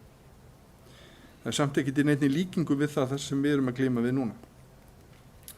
Til þess að ljúka þessu, þá langar mig að segja kannski að lokum að þegar bjátar á, þá er alltaf ánægjulegt að sjá gott samstarf þeirra sem hér eru í bæjarstjórn. Ég vænti þess að svo verði áfram. Við höfum öll gott af gagnrýni, hvað sem við erum í meiri hluta eða minni hluta. Við höfum ekki að taka það persónulega. Heldur velta fyrst og fremst fyrir okkur hvernig við getum farið áfram með verkefnin, nýtt útsvarsfé bæjarbúa sem best til þess að minnka þetta högg eftir fremsta megni. Takk fyrir þetta, Jón. Gunnar Þórðarsson, gerð svo vel.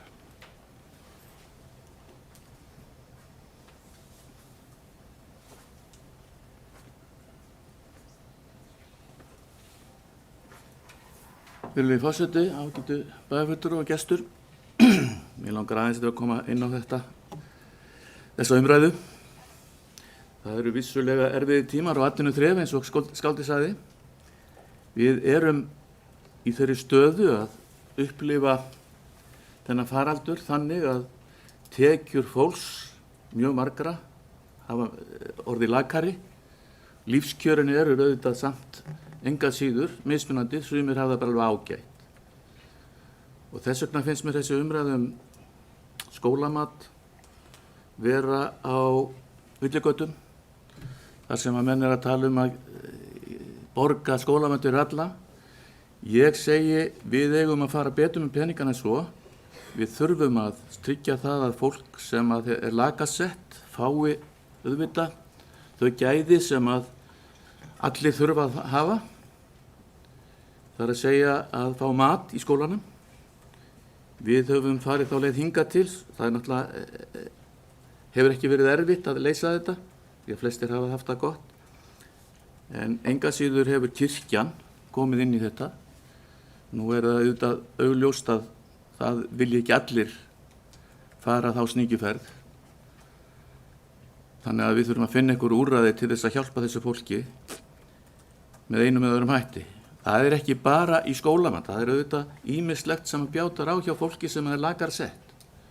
Og við þurfum að finna einhver ráð til þess að koma til hjálpar þeim með einum eða öðrum hætti.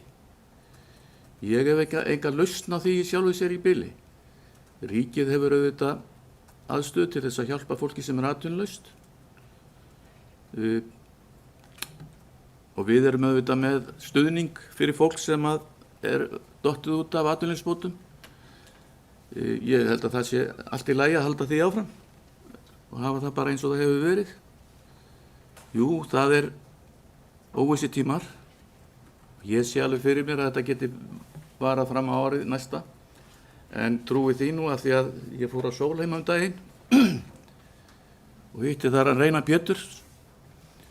Við Steinun spjöllum aðeins við hann og hann sagði frá því að hann hefði nú hitt veiruna, COVID, og talaði við hann og sagt henni bara hreinlega, þú að fara í sturtu og komdu svo aldrei aftur.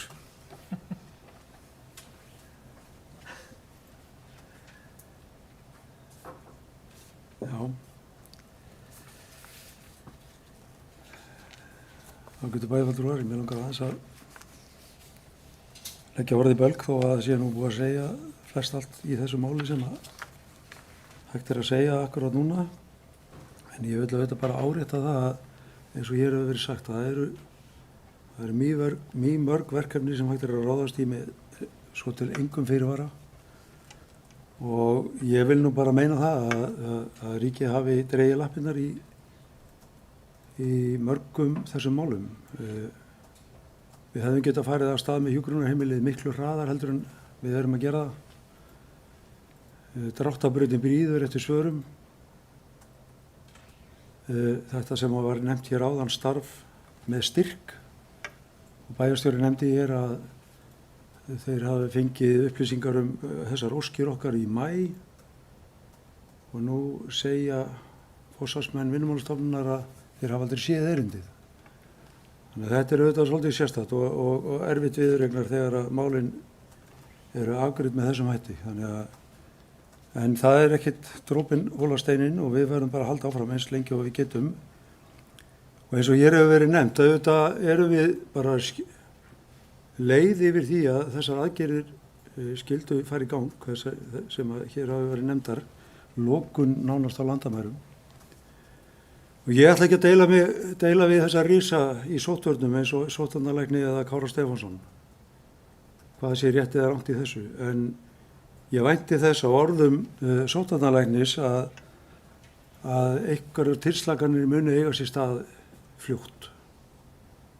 Einhver skaði verður auðvitað orðinn og mun eiga sér stað vegna þessara ákvarðana. En mér fannst einhvern veginn á honum að við aðra skimun þá væri þetta flestir Íslendingar sem að væri að greinast smitaðir.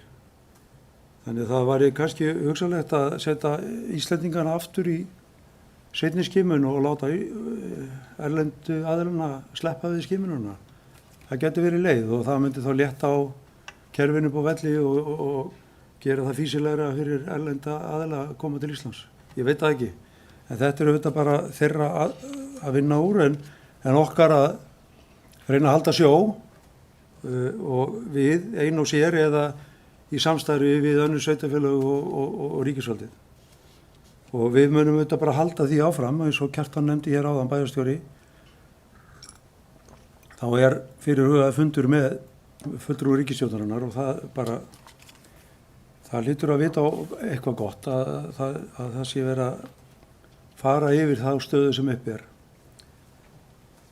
Bæjarfulltrúi Margrét Sandnes nefndi það hér daginn að þegar það var verið að veita fjármunum inn á Suðurlandi að það var ekkert óvanlegt að við varum ekki að fá úr þeim pakka vegna þess að hún vænti þess að það er gripið til sértækar aðgerða vegna Suðurnesja og ég bara vænti þess og vona að við förum að sjá slíkar aðgerðir eiga sér stað. En þær hafa ekki orðið að veruleika hingað til en gætu samt ef að fulltrúar ríkisstjórnarinnar ætla sér að fara að hitta bæjarstjórann á Suðurnesju þá gæti eitthvað gerst.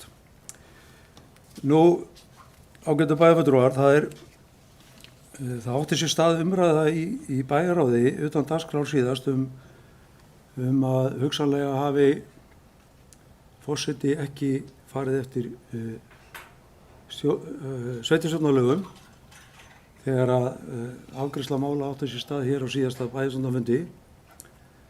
Það væri áhald það að hann hafi farið eftir sveitarstjórnarlögum og ég vil af því tilefni bara til að taka allan vafa mín sjónarmið í því, leggja hér fram bókun hvernig ég líti á þetta og hvernig margir aðrir sem ég hef talað við líti á þetta. En þessi bókun er svohljóðandi. Á fundi 1282. fundi Bæjarráðs þann 20. ágúst síðastliðinn lét bæjarfulltrúi Miðflokksins að því liggja að forseti bæjarstjórnar hafi brotið sveitarstjórnarlög þegar hann á 592. fundi bæjarstjórnar lét einungis afgreiða og samþykkja eina af 10 fundagerðum Bæjarráðs sem fylgdu með í fundarbúði. Vegna þess vill forseti taka fram. Á fundi 591.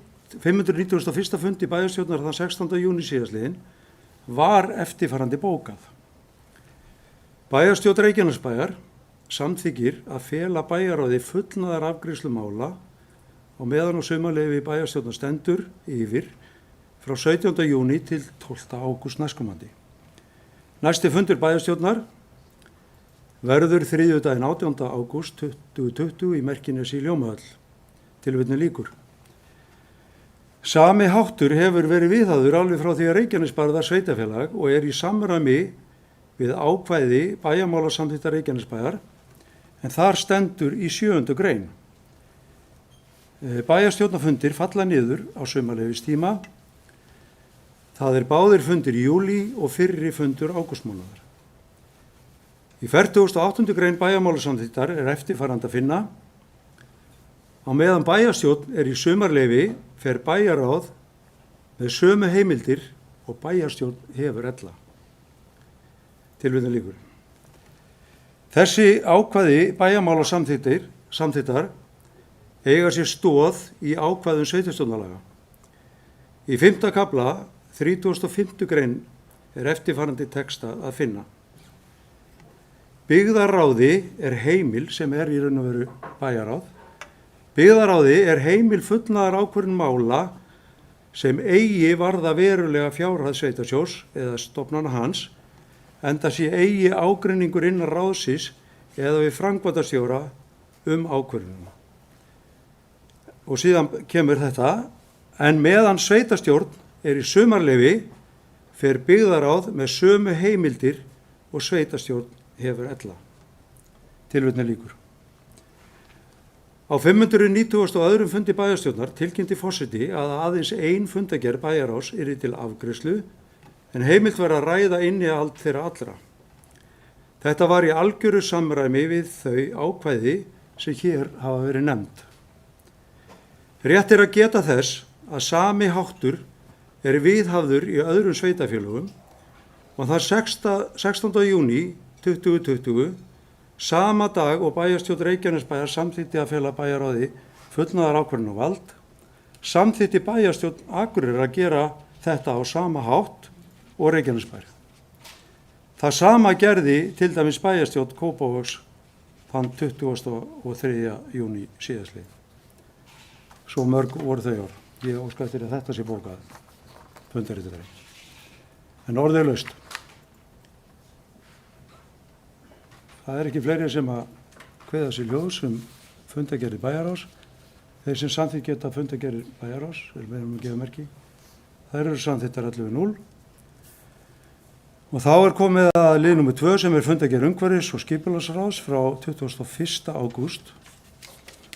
Og þar eru fjölmörg mál sem við þurfum að taka til sérstakar atkvæðagreiðslu. Og það fyrst ber að nefna Hafnargata 12 sem er breyting á deiliskipulagi.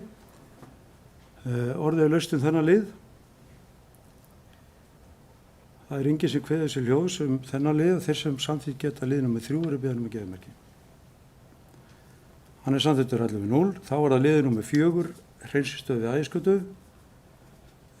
Orðið er laust lið nr. 4. Það er enginn sem kveður sér ljós lið nr. 4. Þeir sem samþykkt geta lið nr. 4 eru beðnir um geðmerki. Hann er samþykktur 11-0. Þá er það lið nr. 5 sem er Himbraut 90. Heimild til að byggja bílskúr. Orðið er laust þennan lið. Það er enginn sem óskar eftir að taka til máls. Þeir sem samþykkt geta 5. liður beðnir um geðmerki. Hann er samþykktur 11-0. Þá er það lið nr. 7 sem er Freyjuvellir 28, niðurstaða grenndarkynningar.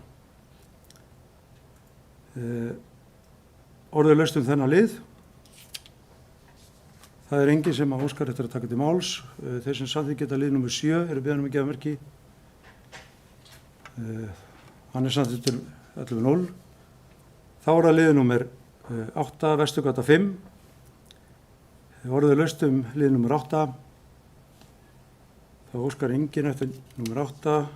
Þeir sem samþykkt geta lið nr. 8. Hann er samþykktur 11-0. Þá er það lið nr. 9, Guðnýjabraut 13, stækkun og byggingareit. Orðið er laust lið nr. 9. Það er enginn sem óskar eftir að taka til máls. Þeir sem samþykkt geta lið nr. 9 eru beðnir um geðmerki. Hann er samþykktur 11-0. Þá er það liður nr. 10, tenging við Aðalgötu Hringtorg. Orðið er laust þennan lið.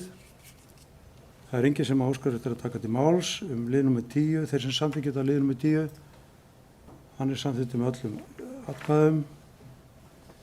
Og þá er það síðasti liður sem þarf að taka til sérstakra atkvæðagreiðslu eða afgreiðslu er liður nr. 13, Stapafell og Rauðamelur. Umsókn IAVF framkvæmdaleyfi. Orðið er laust þennan lið. Það er enginn sem óskar eftir að taka til máls lið nr. 13. Þeir sem samþykkt geta lið nr. 13 eru beðnir um geðmerki. Hann er samþykktur 11-0. Og þá er fundargerðin til umræðu og öðru leyti þeir sem vilja taka til máls fundargerð umhverfis- og skipulagsráðs. Það er enginn sem óskar eftir að taka til máls. Þeir sem samþykkt geta fundargerðina eru beðnir um geðmerki. Hún er samþykkt 11-0. Og þá erum við komin að fundargerð lið nr. 3 sem er fundargerð lýðheilsuráðs frá 19. ágúst. Orðið er laust fundargerðina. Anna Sigríður Jónsdóttir, gjörðu svo vel.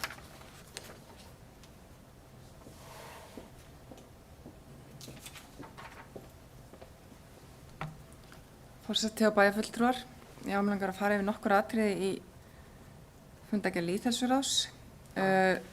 Í nokkra mánuði hefur verið samráðshópur sem er að vinna að lýðheilsustefnu í Reykjanesbæ og mig langar bara að tilkynna það að við stefnum á að kynna lýðheilsustefnuna í heilsuvikunni í byrjun október. Það er svona markmið að reyna það. Varðandi lið númer 3.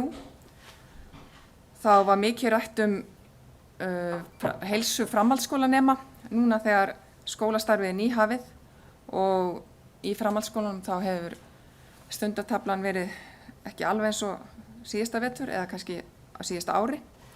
En margir nemendur eru bæði í staðnámi og fjarnámi og jafnvel nemendur bara í fjarnámi og við höfum áhyggjur að þeir einangrist heima, foreldrar tala að nemendur séu jafnvel bara á náttbuxunum allan daginn að læra og það sé ekki mikið félagslíf, ekki mikið íþróttir og tómstundir. Þannig að við tókum góðan tíma í að ræða þetta og lýðheilsufulltrúinn okkar Guðrún Magnúsdóttir ætlar að fylgja eftir en við höfum rætt við íþróttakennara og það er útileikum eins og en ég heyri það í vikunni að það er svona vonast eftir að nemendur getur eitthvað farið í vetur inn í íþróttir. En þetta skiptir mjög miklu máli fyrir heilsu ungs fólks að geta hreyft sig og einnig félagslífi, geta hitt aðra. En við ætlum allavega að fylgja þessu máli mjög vel eftir í samstarfi við starfsfólk í FS. Síðasta máli hér var Suðurnesaskýrsla þar sem var búið að samþykkja frístundastyrk, en þetta er hópur sem er á Suðurnesum að starfa saman að heilsueflandi samfélagi og heldur utan verkefni.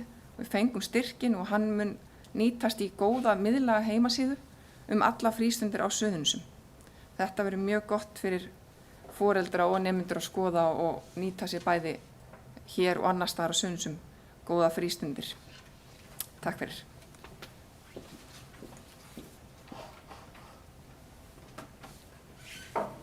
Fleiri sem vilja taka til máls undir þessu lið, Gunni Birna gera svo vel.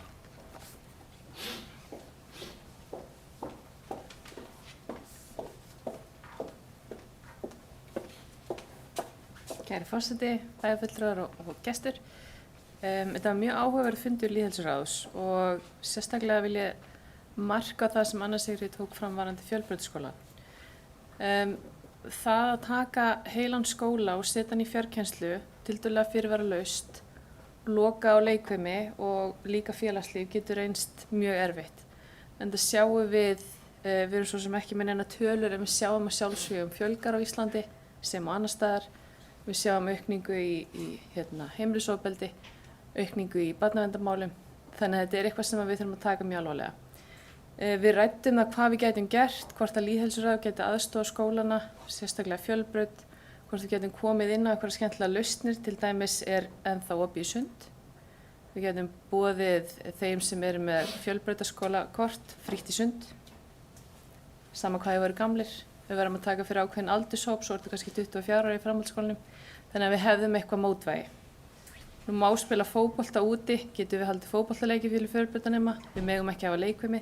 Þetta eru svona alls konar reglur og kúnsti sem við þurfum að horfa í, hvernig getum við leyst bæði félagslega einangrun og auki hreyfingu hópsins, sérstaklega hjá þeim sem eru brothættir. Þannig að við ræddum þetta mjög ítarlega og Guðrún Magnúsdóttir mun fylgja þessu vel eftir, en við þurfum bara að horfa í það sem við höfum. Frelsið okkar er takmarkað þessa dagana af ríkri ástæðu, við skiljum það, en við megum ekki loka okkur af og gefast upp. Við verðum bara að finna aðra lausnir. Þannig að meðan það sem er opið, það bara verðum við að beina fólkinu okkar í og nota það sem er hægt, fyrst það má ekki vera leikfimi. Og annað slíkt, bara reyna að virkja fólkið okkar eftir bestu getu.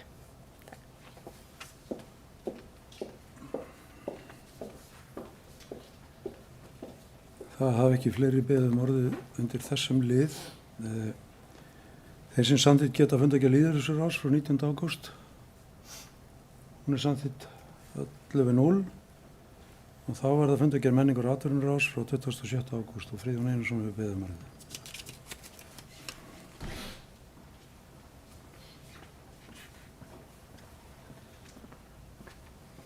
Forseti tók til bæjarfulltrúar. Okkur aðeins að fara hérna yfir síðasta fundi í menningar og atvinnuráði. En eins og þið vitið að þá er þetta ráð með margan hattinn og það eru menningarmál og atvinnumál saman og nú er að vera liðið 1 ár, tæplega 1 ár frá því að súlan og þetta tók til starfa og nú fyrir við að geta metið svona þess reynsluna hvernig fyrsta árið hefur gengið og svona hleyst til hluti ársins en ég ætla nú að fara hérna yfir á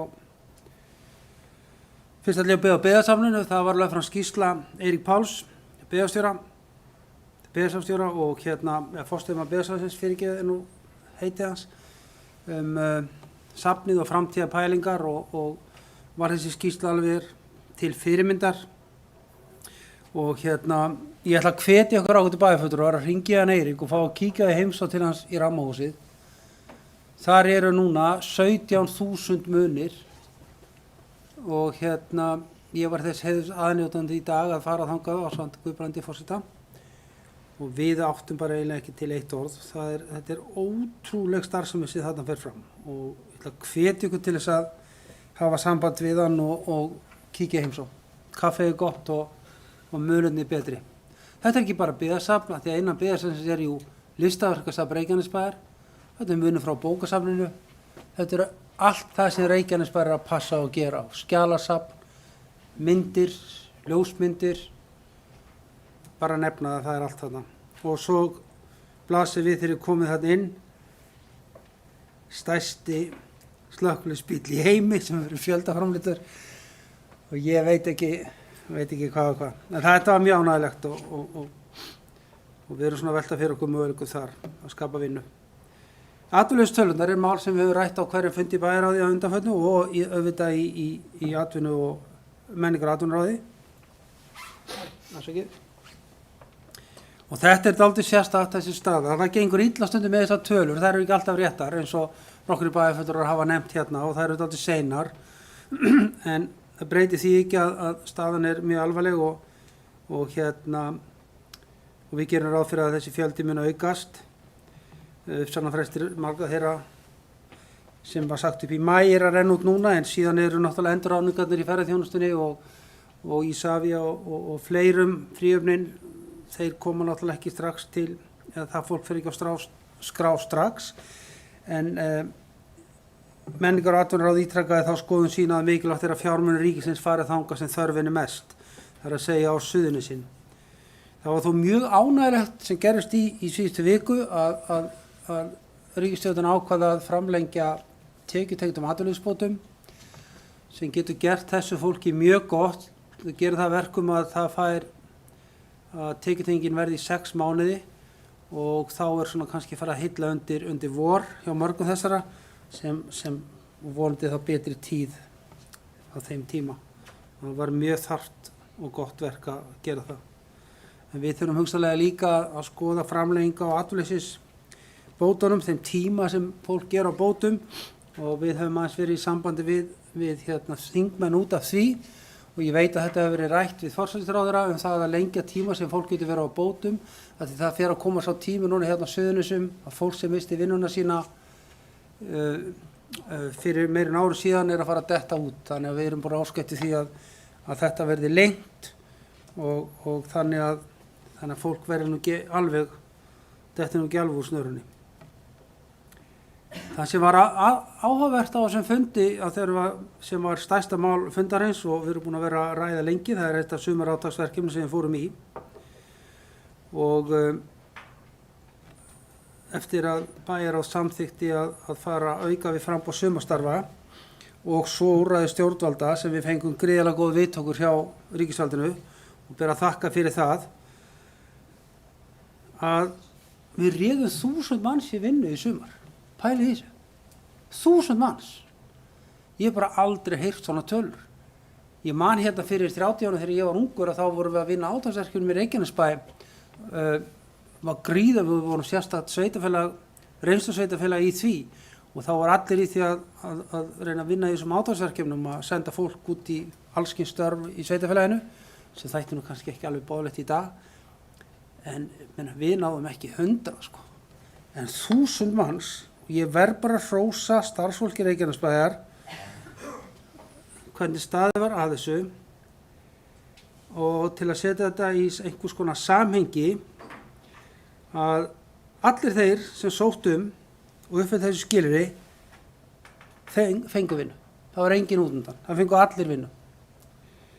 Og samanlagði fjöldi ungmenna á störfum í störfum á vegum Reykjanesbæjar var 958 í júlí. Þar voru 235 námsmenn og 723 í vinnuskóla eða sérstökum garðyrkjuhópi. Þetta var mikil aukning, en þetta er 100% aukning frá árinu áður. 100% aukning það sem var í fyrra. Þannig að ég ætla bara að skila lofin hangast til það á að vera. Það eru starfsmenn Reykjanesbæjar og kæra þakki fyrir stuðningin frá ríkinu varðandi námsmenna. Þetta er mjög gott og við hefum heyrt í nokkrum aðilum sem fengu námsmenn til sín og það er allstaðar hrósa þessu góða fólki sem var að vinna hjá okkur. Og til dæmis í byggðasafninu þá sáu þeir að þau aldrei fengið svona gott fólk sem bara datt beint inn í vinnuna eins og það alltaf verið þarna. Mikil ánægja með það. Takk fyrir. Margrét Þórðarsdóttir, gjörðu svo vel.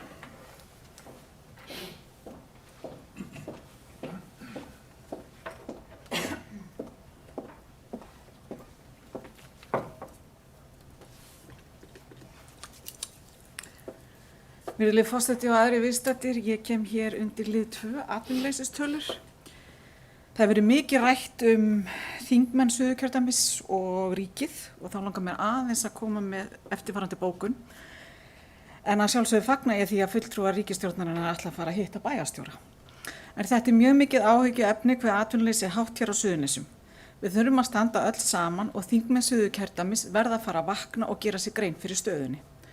Ég fagna skoðun menningar og atvinnuráðs þar sem ráðið ítrekkar þá skoðun sína að mikilvægi þess að fjármuni ríkisins fari þangað sem þörfin er mest, það er hér á Suðurnesjum. Það veldur mér miklum vonbrigðum að þingmenn Suðurkjördæmis eru ekki að berjast fyrir því að fjölga störfum og byggja hér upp á Suðurnesjum. Þingmaður Miðflokksins í Suðurkjördæmi, Birgir Þórarinsson, flutti breytingatillögu við fjáraukalög núna í júní upp á 250 milljón króna mótframlag Íslands til NATO vegna framkvæmda í Helguvík. Tillagan var felld að þingmönnum Sjálfstæðisflokks, Framsóknarflokks og Vinstri grænna. Ef tillagan hefði verið samþykkt hefði verið 12 til 14 milljarða framkvæmdir að ræða sem hefði skapað fjölmörg störf hér á Suðurnesjum á þessum erfiðum tímum. Það er sorglegt að sjá þingmenn ríkisstjórnarflokkana sumir hverjir búsettir hér í Reykjanesbæ hafi hafnað tillögunni. Ég óska að þetta verði bókað.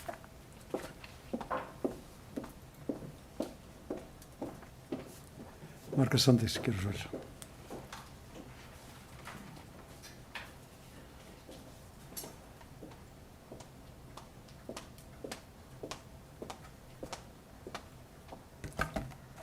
Forseti, bæjarfulltrúar, góði gestir. Ríkisvaldið hefur sjaldan verið eins viljugt að aðstoða okkur hér í Reykjanesbæ. Og ég get ekki alveg tekið undir orð Margrétar, nafnu minnar og félaga varðandi þetta. En auðvitað er það rétt það sem að kom fram í hennar bókun. Verkefni varðandi skipaþjónustuklasann. Þar hefur verið rætt við ríkisvaldið. Það er verið að vinna í því með skipasmíðastöð og Njarðvíkur og fleirum og hafa fulltrúar ríkisstjórnarinnar nokkrir komið fram og nefnt það. Í sumar var farið í stórt atvinnu uppbyggingar átak fyrir ungmenni sem ríkisvaldið kom að og við fengjum gríðarlega góðan stuðning eða við reyndum að fengum bara allt sem við báðum Og þar verð ég að segja að starfsfólk Reykjanesbæjar stóð sér hreint frábærlega með að vera fókuseruð, koma með góðar tillögur sem hjálpaði til við að við fengum allt samþykkt og það var ekkert sveitafélag sögðu starfsmenn Reykjanesbæjar sem að var svona veltekið í hugmyndir hjá. Og einmitt Friðjón nefndi áðan þetta með 1000 manns og hluti sem sagt þeirra eru sem sagt í boði ríkisins. Við höfum verið duglega að nefna uppbyggingu HS, Heilbrigðisstofnunar Suðurnesja og þá sérstaklega heilsugæsluna. Persónlega, og við höfum rætt að margoft okkar fulltrúar, að við þurfum kannski að ákveða við fulltrúa bæjarbúa, hvað erum við að tala um? Erum við að tala um stækkun núverandi heilsugæslu? Erum við að tala um nýja heilsugæslu? Hvar á ný heilsugæsla þá að vera? Ég veit eins og Akureyri var tilbúin bara með teikningu og þeir fengu fjármagn. Þetta er atriði sem við höfum rætt og menn er ekki eins og sammála innan bæjaráðs og það er ekki flokkatengt, það er bara hvar uppbyggingin á að vera, þannig að það skiptir máli. Eins hefur verið mikið nefnd Reykjanesbrautins og menn eru jafnvel að tala um því fjölmiðlum, heilbrigðisstofnunina og Reykjanesbrautina og að ljúka við tvöföldun. Og þá er náttúrulega lágmark að við verðum bara að klára skipulagsmál varðandi tvöföldur Reykjanesbrautarinnar á þessum enda. Það var búið á sínum tíma og það er í gangi ákveðið skipulag en samkvæmt því sem að þeim upplýsingum sem ég hef fengið var Vegagerðin algjörlega á móti þeim hugmyndum sem Reykjanesbær var með, þannig að við þurfum að vera í samskiptum við Vegagerðina og við verðum að klára skipulagsmálin að okkar enda, þannig að hægt sé að berjast fyrir tvöföldur Reykjanesbrautar og þá fjármagn í það. Við verðum að klára okkar heimavinnu. En ef við setjum fram skýrar beiðnir og hugmyndir annars vegar til skamstíma og svo bara sem kemur út af virkni í atvinnuleysi og nám og fleira og svo hins vegar atvinnuuppbyggingu, þá bara reikna ég með því. Ég reikna með því að ríkisvaldið komi með okkur í þessa vegferð. Það er mjög vel gert og ég verð að hrósa meiri hlutanu sérstaklega þar og væntanlega, og ekkert bara þeim, heldur starfsmönnum Reykjanesbæjar, því að ég ætla ekki að fara að eigna mér hugmyndir annara, en þetta er algjörlega frábær hugmynd að ráða starfsmenn strax af atvinnuleysisskrá og að framlag sem ella færi atvinnuleysisbætur komi þá upp á móti launakostnaði. Ég myndi jafnvel vilja sjá þetta víðara. Við erum með 20% atvinnuleysi og við getum alveg skoðað íþróttafélög, við getum skoðað sjálfstætt tómstundastarf, við getum skoðað fyrirtæki sem lentu illa í lokun, geta þau undirbúið sig undir ákveðið átak þegar að, ég ætla að segja helvítið, ég er hætti, þegar að COVID er búið. Þannig að þau fyrirtæki og öll önnur verða vel tilbúin.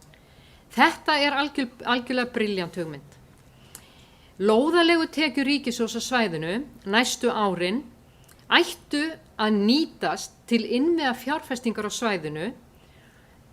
Við getum skilið, við getum fengið þá lóðalegu tekjur næstu 3-4 árin og þá erum við að tala bara 600 til 800 milljónir. En þá verðum við líka að vera fókuseruð og vita hvað við viljum. Friðjón orðaði þetta mjög vel áðan, formaður bæjarráðs, að það gerir engin neitt fyrir okkur. Það er bara rétt hjá honum. Það er engin fjármálaráðherra sem segir bara, Margrét, ég er að setja pening í heilsugæslustöð. Mér finnst hún eiginlega bara að vera í Innri-Njarðvík. Það virkar ekkert svona og við vitum það öll. Við verðum að vera tilbúin, við þurfum að teikna þörfina. Og það er nákvæmlega sem Jóhann nefndi áðan, bæjarfulltrúi Framsóknar, að við þurfum saman að teikna upp hugmyndir. Nú hafa oddvita ríkisstjórnarinnar, eða ríkisstjórnarflokkana, búið til fundar í næstu viku með bæjarstjórum. Og þá er það bæjarstjóra sveitarfélagana á Suðurnesjum og er það vel. En við verðum að vera tilbúin. Ég veit að við verðum ekki alveg tilbúin með allt sem ég er búin að nefna og þessa bókun sem ég ætla að koma með á eftir, en við getum klárlega spýtt í lóuna. Starfsmenn unnu kraftaverk þegar þeir voru að undirbúa vinnuna vegna starfa í sumar og við getum gert kraftaverk en við verðum að vera markvissari. Bókun okkar er sem sagt undir 4. lið og á bæjarstundu 1. september 2020 og það er hérna í fundagerð menningar og atvinnuráðs.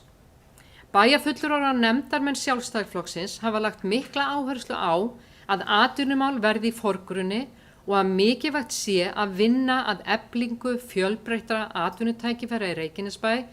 Við leggjum því formlega fram eftirfarandi tillögur. Ég ætla aðeins að stoppa hér áður en ég les frekar í bókun. Þetta er líka, það hefur verið kallað eftir því. Það er ekki nóg að við sem að gaspra hér og tala á síðasta fundi menningar og atvinnuráðs, það verður að ræða meir atvinnumál, við verðum að gera meir í atvinnumálum, við verðum væntanlega bara að koma með konkrét tillögur en við erum ekki búin að leysa málið samt hér. En vonandi er þetta leiðin til þess að leysa gera betur. Tillögurnar eru sem sagt þessar. Menningar og atvinnuráð setji atvinnumál næstu mánuði í forgrunn. Vinni að sviðsmyndagreiningum og horfi til möguleika í atvinnumálum til lengri og skemmri tíma. Framtíðarnefnd fjalli atvinnuuppbyggingu í Reykjanesbæ sem átti að vera hennar hlutverk samkvæmt málefnasamningi meirihlutans en hefur ekki komist á dagskrá. Endurvekja starfshóp atvinnuþróun sem þarf að koma með tillögur skammtímalausnir vegna aukins atvinnuleysis í COVID og eins möguleika í menntamálum og þannig auka virkni þeirra og efla þá sem mist hafa vinnuna. allt starfsfólk Reykjanesbæjar sem mögulega getur stutt vinnu til atvinnuuppbyggingar fái til þess svigrúm. Og undir þetta skrifa Margrét Sanders, Baldur Guðmundsson og Anna Sigríður Jóhannesdóttir.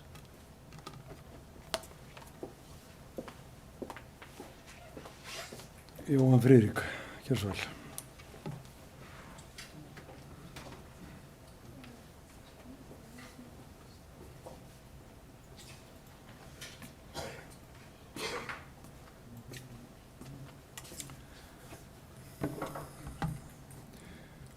Forseti, ágætu bæjarfulltrúar. Auðvitað fagnar maður öllum góðum hugmyndum. Það liggur samt sem áður alveg fyrir að til þess að hrinda þeim í framkvæmd þá þurfum við stuðning til, jafnvel færa til fjármagn og svo má lengi telja.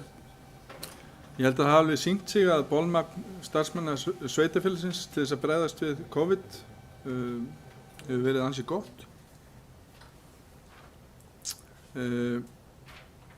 Að því sögðu þá held ég að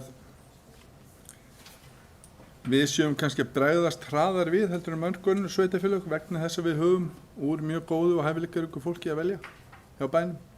Ég treysti þeim alveg til þess að koma með hugmyndir að góðum verkefnum. En eins og ég sagði í fjölmiðlum í morgun, ég held að það væri mun vænlegra ef að hægt væri að fá stuðning og styrk ríkisins til þess að fara í slíka vegferð áður en að hún hefst. Og ég vænti auðvitað svara fljótlega frá Vinnumálastofnun og svo hefur við vona á velferðarráðherra hér í heimsókn vegna verkefnis sem hann hafði einmitt frumkvæði að því að koma með hér til sveitarfélagsins, eigin frumkvæði, gaman að segja frá því. Það var ekki neins sérstök ósk að ég held frá okkur, en þar bara lá þörfin fyrir og það skal þakka fyrir það sem vel gert, en ég mun allavega sjálfur horfa til þess að nefna þessa leið við hann. Aðeins varandi bókun Margrétar Þórarinsdóttur og tillögu Birgis Þórarinssonar, frænda míns og ágæts þingmanns Miðflokksins. Það var karpað það hérna í þessari pontu þegar menn réðust fram á ritvöllin og lofuðu gulli og grænum skóum fyrir Suðurnesin með aðkomu Bandaríkjahers og NATO. Og þegar maður var búinn að kynna sér það mál þá bara kom í ljós að það var mjög skammt á veg komið. Það hefði nú verið aðalástæðan fyrir því að tillaga Birgis Þórarinssonar var felld á Alþingi án þess að ég ætla að gefa mér kannski neina sérstakar forsendur á bak við það, en það var ég ekki þar í þingsal. En það breytir ekki því að þarna erum við svolítið komin að merg málsins. Við þurfum að vera vel undirbúin, við þurfum að ýta á mál sem eru raunhæf og það þarf að vinna þau. Og Margrét Sanders myndist á það að Akureyrarbær í samstarfi við heilbrigðisráðuneytið væri núna með það á dagskrá að opna nýja heilsugæslustöð, 2 reyndar, á Akureyri, og það er svona sambærilegu fjöldi af fólki þar fyrir norðan og hér. Og ég hef einmitt sá þessa frétt, hafði samband við forstjóra HSS og sagði hvað er frétta. Hann sagði það er það að frétta að þetta er búið að vera svona 5 ára vegferð hjá þeim. Við þurfum að horfa langt fram í tíman. Og þegar við erum í atvinnu ástandi eins og þessu og þegar við búum á svona dýnamísku svæði, maður kallar það, þar sem að það skiptast á skin og skúrir frá ári til árs. Við erum annarkvort í bullandi fólksfjölgun og 100% af öllum á svæðinu er í atvinnu eða við erum komin niður í 20% atvinnuleysi. Það er mjög erfitt að plana fram í tíman. Og eitt af því sem ég glími við sjálfur, það er það að ef við erum ekki nógu duglega að horfa fram í tíman og búa til sviðsmyndir, stefnur og svo framvegis, þá kannski verður þetta svolítið skot í myrkri. Þess vegna þurfum við að klára og vinna eftir þeirri stefnumörkun sem að sveitarfélagið er að setja sér. Í einhverjum málaflokkum á eftir að gera eins betur þar, en við erum samt sem áður með stefnu sem að bæjarstjórn samþykti í heild sinni og auðvitað gefur á bátinn og við munum þurfa að breyta og lagfæra þann kúrs frá ári til ás. En þarna var greinilega búið að taka einhver skref fyrir einhverjum árum síðan og nú er sá ávöxtur vonandi að blómstra. Sama þurfum við að gera. Við þurfum að fá stefnu heilbrigðisstofnunar Suðurnesja til næstu 10 ára eða hver sem hún er, þannig að við getum bakkað það upp og menn gangi í takt og setja strax af stað slíkt samráð við ríkisvaldið vegna þess að við vitum það að það tekur tíma fyrir málin að þróast. Það sjáum við kannski best á hjúkrunarheimilin okkar sem að loksins er að rísa og eru þetta mikið fagnaðarefni. Hér hefur fólk verið að nefna allskyns tillögur og það er svo sannlega vel. Sjálfur er ég með 2 hatta í lífinu svona aðalega og annar hatturinn á heima hjá Keili og Ásbrú. Þar eru við búin að vera í viðræðum við ríkisvaldið í 6 mánuði. Enn höfum við ekki fengið svör frá ríkinu. Það er áhyggjuefni. Af hverju er það áhyggjuefni og ég er að nefna það hér og kannski misnota pínlítið aðstöðu mína? Það er bara vegna þess að nú blasir við fordæmalaus staða. Og við verðum, hvað sem það er Fjölbrautaskóli Suðurnesja, Keilir, Háskóli Íslands, Háskólinn á Akureyri, Háskólinn í Reykjavík, allt þetta flotta námsframboð sem við höfum meðal annars í tækniskólanum, við verðum að opna dyrnar fyrir öllum núna. Og mikið af þessu fólki sem er að verða atvinnulaust í dag hefur aldrei orðið atvinnulaust áður. Þetta er gríðarlegt högg fyrir þetta fólk. Og svo erum við með þann hóp sem að sannarlega hafði einhvern tímann áhuga því að fara í nám en lagði það á hilluna vegna þess að það var fordæmalaus þensla og góðæri í gangi. Þetta fólk hafði nóg að gera. Nú situr eitthvað af þessu fólki upp í atvinnulaust og við verðum að opna dyrnar á skólakerfinu fyrir þessu fólki. Og það þýðir stuðningur, námsráðgjöf, aðstaða, fjármagn, kennsla, eftirfylgni. Allt kostar þetta peninga. Þannig að nú hef ég komið því frá mér og ég held að það sé mjög mikilvægt að við fáum niðurstöðu meðal annars í þau mál sem að bæjarstjórn, bæjarfulltrúar á Suðurnesjum hafa komið sér saman og vonandi ná þau einmitt núna á þessum tímapunkti einhverju lendingu hjá ríkisvaldinu. Reykjanesbrautin, við höfum þokað henni svona smátt og smátt framar í forgangsröðuninni. Og við þurfum að halda áfram, við þurfum að leggjast á árarnar.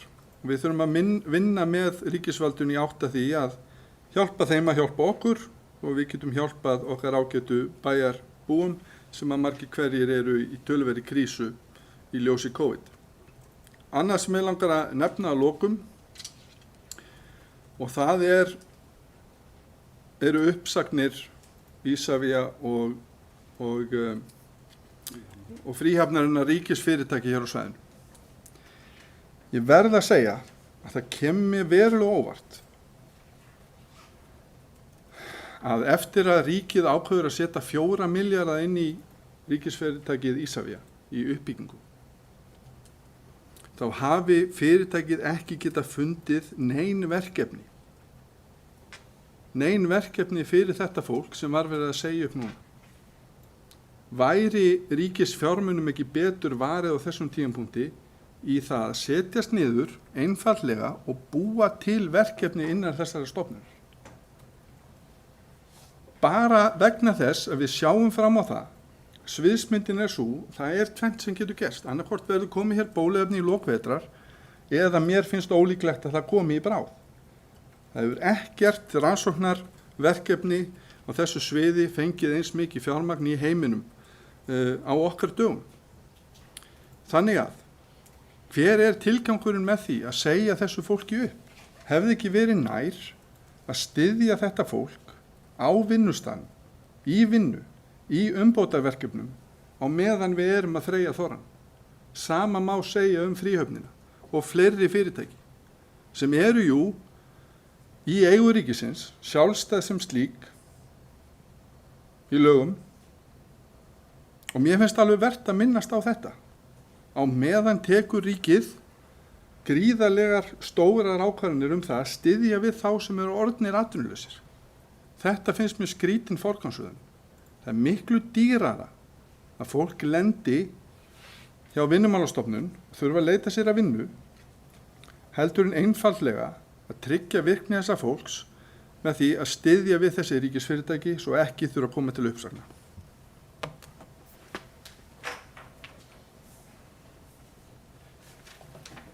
Friðjón Einarsson var búin að biðja orðið en ég ætla að hleypa Margréti Sandís upp á undan honum til þess að fá að koma með leiðréttingu.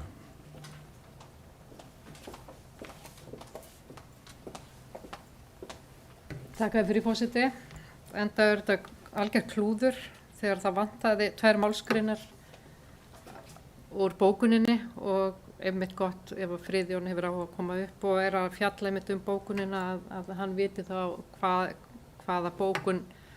hvernig bókunin hljóðar öll. Ég nefndi áðan bara þannig að ég seti þetta í samhengi að menningar- og atvinnuráð myndi setja atvinnumál í forgang, framtíðarnefndin myndi fjalla atvinnuuppbyggingu í Reykjanesbæ, endurvekja starfshópun atvinnuþróun sem stóð sér svo frábærlega vel fyrir sumar, allt starfsfólk Reykjanesbæjar sem mögulega getur stutt vinnu til atvinnuuppbyggingar fá til að svigrúm og þá kem ég að því sem að vantaði. Settur verður upp starfsdagur sem fyrst þar sem fulltrúar bæjarráðs, menningar- og atvinnuráðs, framtíðarnefndar, Reykjaneshafnar, starfshóps atvinnuþróun og samtaka atvinnurekenda á Reykjanesi koma saman og samræma viðbrögð og ákveða sviðsmyndir. Og sameina þarf krafta Reykjanesbæjar, atvinnurekenda á svæðinu og ríkisvaldsins, tillögur Reykjanesbæjar þurfa að vera skýrar. Ég sé bara hérna þegar við tölum fulltrúa bæjarráðs að auðvitað myndi vilja sjá fulltrúa allra flokka þar sem að þeir eru ekki bæjarráði núna Gunnar Þórarinsson og Margrét Þórarinsdóttir. Þá væri eðlilegt að þau kæmu að þessum starfsstigi.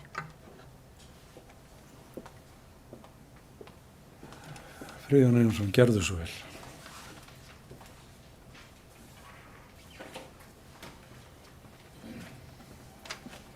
Forseti, ágætu bæjarfulltrúar, mér langar aðeins að ég kem að þessari bókun, þá langar mig aðeins að leiðrétta eitt mál sem þetta með atvinnuleysisbæturnar og vinnu er búin að vera við lýði í mörg ár, þannig að öll fyrirtæki í Íslandi hafa getað gert þetta í mörg ár, þetta er ekki ný hugsun sko, þetta er hægt að gera, búið að vera að gera þetta í mörg ár, að fá fólk atvinnuleysisbótum inn í fyrirtæki. Þannig að eins og þú vorst að nefna væri frábært að þetta er búin að vera til lengi og er ennþá algengt. Þetta er ráðið í 3 mánuði eða 6 mánuði. Annað var þetta með að sjaldan eins vinsamleg ríkisvaldið. Vegurinn bauð okkur 50 milljónir ef við myndum falla frá málsókn núna í vetur. Áhugavert að skilaboð forstjóra Vegagerðarinnar við okkur var ef þið hætti við þessa málsókn sem var tekin fyrir í dag, ef þið hætti við það, þá skulle leggja til 50 milljónir í vegaframkvæmdir hjá okkur á Suðurnesjum. Þetta var sagt beint við okkur og við sögðum nei. Það var velvildin, þessi vinsamlegheit sem ég áttum ekki heldur á og mér líka finnst það ansi þreytandi að hlusta á það að við þurfum að gera hlutina betur. Fyrir 5 árum teiknaði Fjölbrautaskóli Suðurnesja hús og sendi inn tilbúið. Það tók 5 ár að fá samþykki fyrir byggingunni. Teikningin var klár. Við höfum undanfarin 3 ár talað við öll ráðuneyti, þingmenn, ráðherra og kynnt mjög nákvæmar aðgerðir fyrir Suðurnesin og þetta er gert í mörg ár. Og þingmennir óskuðu því og ráðherrarnir að við gerum þetta mjög nákvæmt. Og við erum búin að gera þetta núna hverju einasta ári og stundum oftar. Þannig að það er ekki rétt sem haft er hér eftir, bæjarfulltrúar Margréti Sanders, að þetta sé illa unnið og ekki nógu fókusir. Þessi gögn eru all til og ég efast ekki að hægt sé að hún geti fengið þau, en þetta var mjög vel unnið, öll þessu gögn sem allir þingmenn fengu og fjárhagsnefnd, og ég man sjálfur þegar ég fór í fjárhagsnefndina, vorum að kynna það verkefni, þetta var allt niður á krónur og aura. Þannig að ég ekki sammála því að segja það við höfum unnið þetta vel, það ekki sammála. Aðeins varandi þessa bókun Sjálfstæðisflokksins, fulltrúa Sjálfstæðisflokksins, þá langar mig að aðeins að benda ágætu fólki á.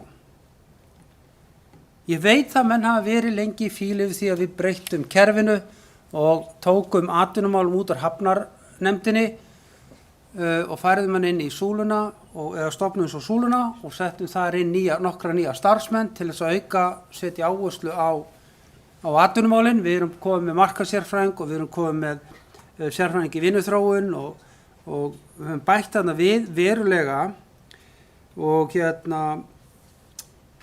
er nú að sýna sig að þetta er nú aldeilis að skila ánægri og fyrsta skipti þá formlegt samband komið á legg og reglulegi vinnufundir á milli Markaðsstofu Reykjanes og Heklunar við súluna.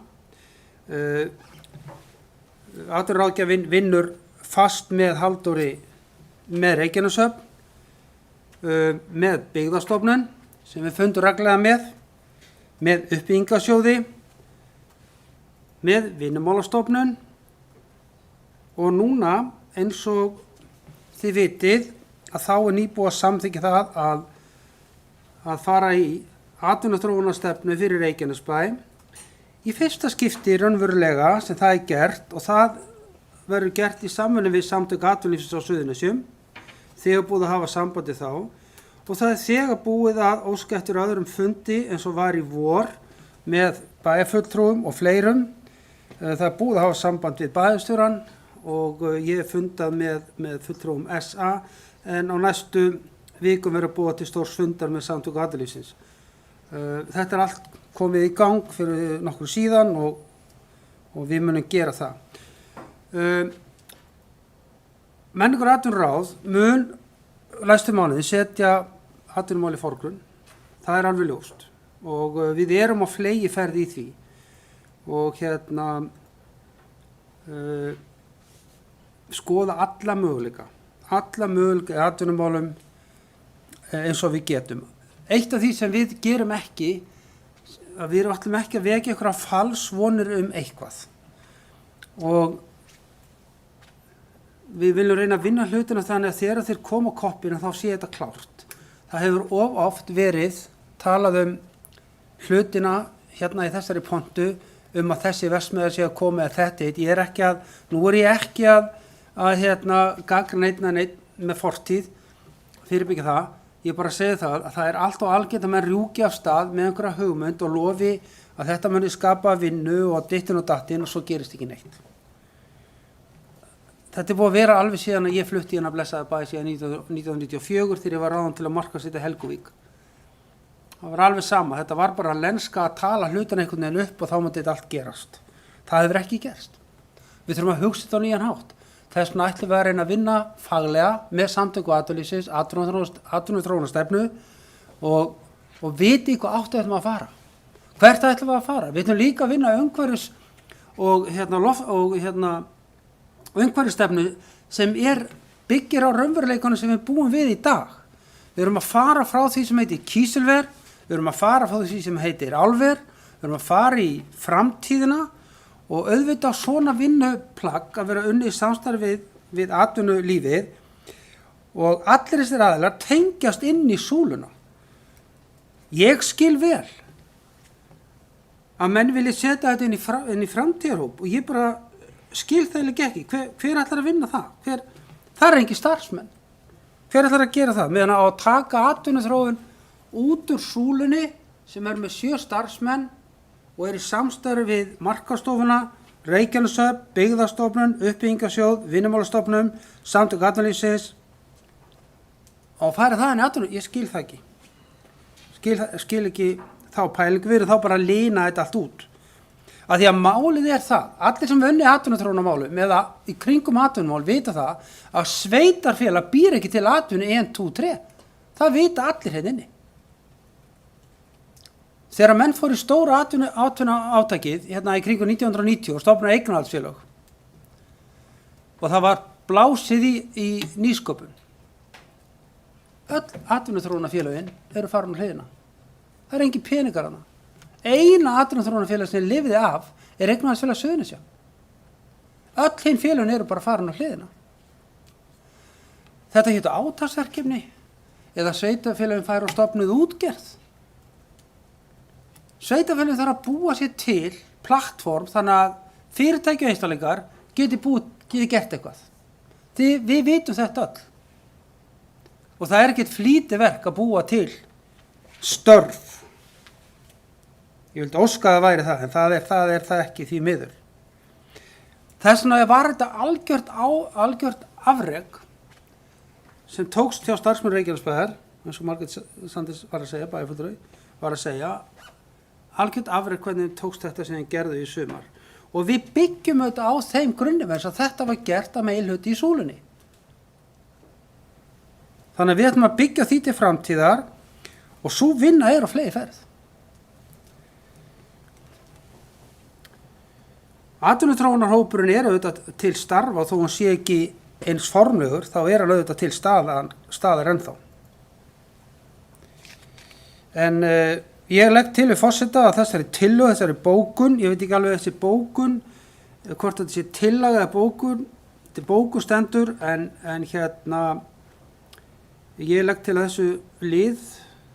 þessari bókun verið vísað til umræðu í bæjarráði og með góðum vilja getum við tekið þetta fyrir á 50-daginn, ef allir bæjarfulltrúar bæjarráð samþykki það, þá getum við rættið að nána þar, en ég held að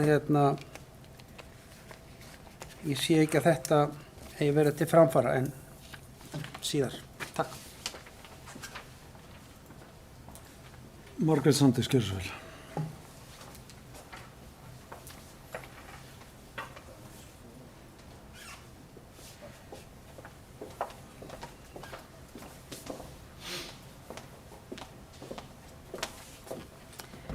Forseti, bæjarfulltrúar, góði gestir. Ég vil byrja því að þakka Friðjóni fyrir sem formanni bæjarráðs að vera opinn fyrir að fjalla tillögur okkar sem við bókuðum í sjálfu sér vegna sem við höfum svo oft rætt þetta en hefur ekki komist á blað að fókus þurfi að vera meiri á atvinnumálum í þessu nefndum og þess vegna erum við að bóka tillögur okkar þannig að það komi skýrt fram hver vilji okkar út á atvinnumálum. Varðandi, það eru nokkur atriði að sem framkvæmdastjóri Deloitte hér áður fyrr, þá hef ég farið oft í gegnum þetta ferli út af atvinnuleysisskrá og ráða fólk af atvinnuleysisskrá sem ella fær í atvinnuleysisbætur að vinna fyrir okkur og fleiri. Og það ekkert einfalt. Það eru mjög ströng skilyrði og ég hélt bara og var að hrósa ykkur fyrir hvað þið væru miklu snillingar. Ég hélt bara hreinlega að þið væruð að óska eftir því að þessar reglur yrði víkkaðar. Og það það sem ég svo ána með ykkur með. En þið kunni ekki að taka hrósi. Þið verið bara að tala að þetta sé bara rangt hjá mér. Ég bara oft búin að fara í gegnum þetta. Og ég meiri segja að einhvern tímann fékk ég bréf frá Vinnumálastofnun. Þar sem ég sem framkvæmdastjóri Deloitte var bara beðin sérstaklega að aðstoða nú Kópavogsbæ þá. Og þá sem voru atvinnulausir í Kópavogsbæ og þetta var rétt eftir hrun. Og ráða fólk á atvinnuleysisskrá og þeir myndu borga þetta og allt þetta. Og það var að fara bara í vinnu að setja það upp, hvernig það átt að gera þetta og annað. Heyrðu, bréf til Deloitte. Því miður getur atvinnuleysisstofnun ekki orði við erindi þínu beiðnum starfsmann. Þeir skrifuðu bréfið mér fyrir okkur í lokin.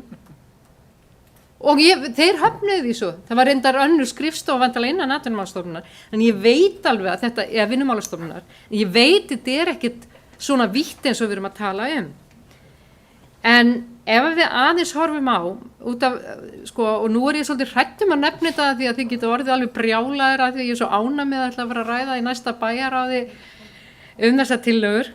En eins og síðasta menningar, ég held samt að fulltrúar menningar og atvinnuráðs séu sammála mér. Á síðasta fundi menningar og atvinnuráðs sem hittist einu sinni í mánuði, á sama tíma við erum að tala næstu í 20% atvinnuleysi, þá var frábær kynning forstöðumanns Byggðasafnsins það fór eiginlega bara fundurinn í það og mér finnst það bara, það er það kannski sem að við þurfum bara að ákveða saman, að við þurfum bara að taka ákveðin fókus bara núna tímabundið og erum bara sammælast það.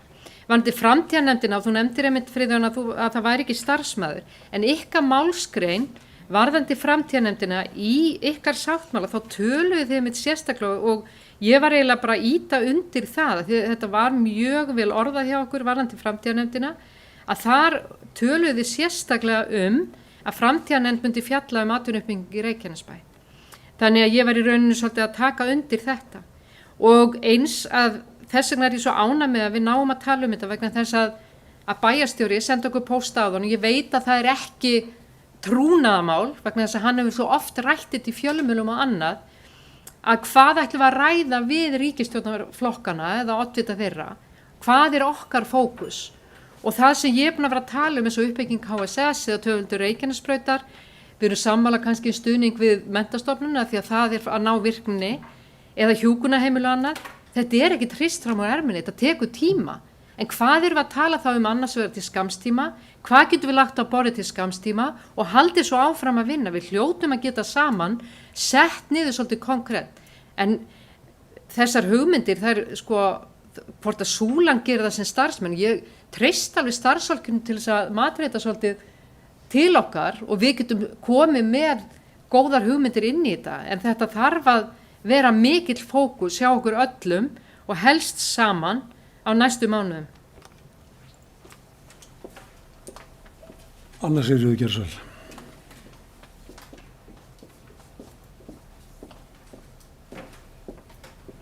Forseti og bæjarfulltrúar. Mig langar að ræða hans hérna sumarátaksverkefni nr. 3. Það er margir búin að koma inn á það hvað vel til tókst hjá starfsmönnum Reykjanesbæjar að í rauninni setja saman öll þessi verkefni og öll þessi nýju störf og eins og kom fram líka áðan að þetta var kringum 1000 ungmenni. Núna erum við með, ég kalla þetta ungt fólk, 19 til 29 ára, rúmlega 1000 manns atvinnulaus. Og eins og Jóhann Friðrik var að tala áðan að menntun og bara menntun og tækifæri eru akkurat núna og allir skólar þurfa að vera opnir fyrir þá sem að vilja mennta sig. Og það eru örugglega einhver hluti af þessu fólki 19-29 ára sem einhver tíman hafa farið í nám, hvort sem það er FS eða einhver aðri skólar og hætt á miðri leið af því það var svo frábært að fá góða summu í launaumslagið af því það var nóg að atvinnu. Ég er alveg viss það að það er stór hluti sem væri til í að fara í nám.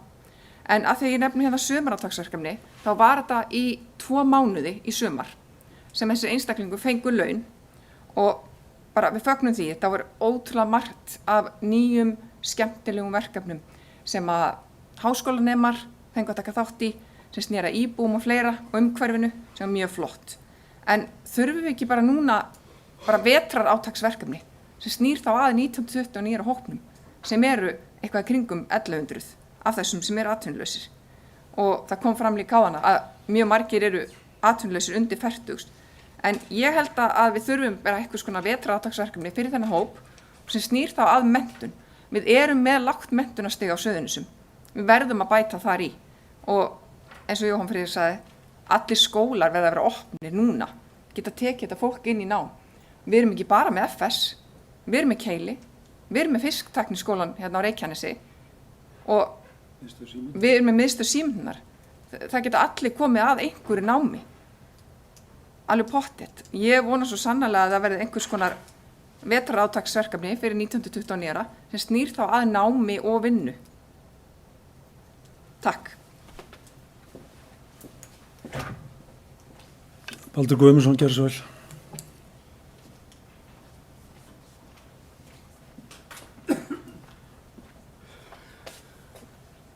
Virðulegi forseti, góðir bæjarfulltrúar, gestur.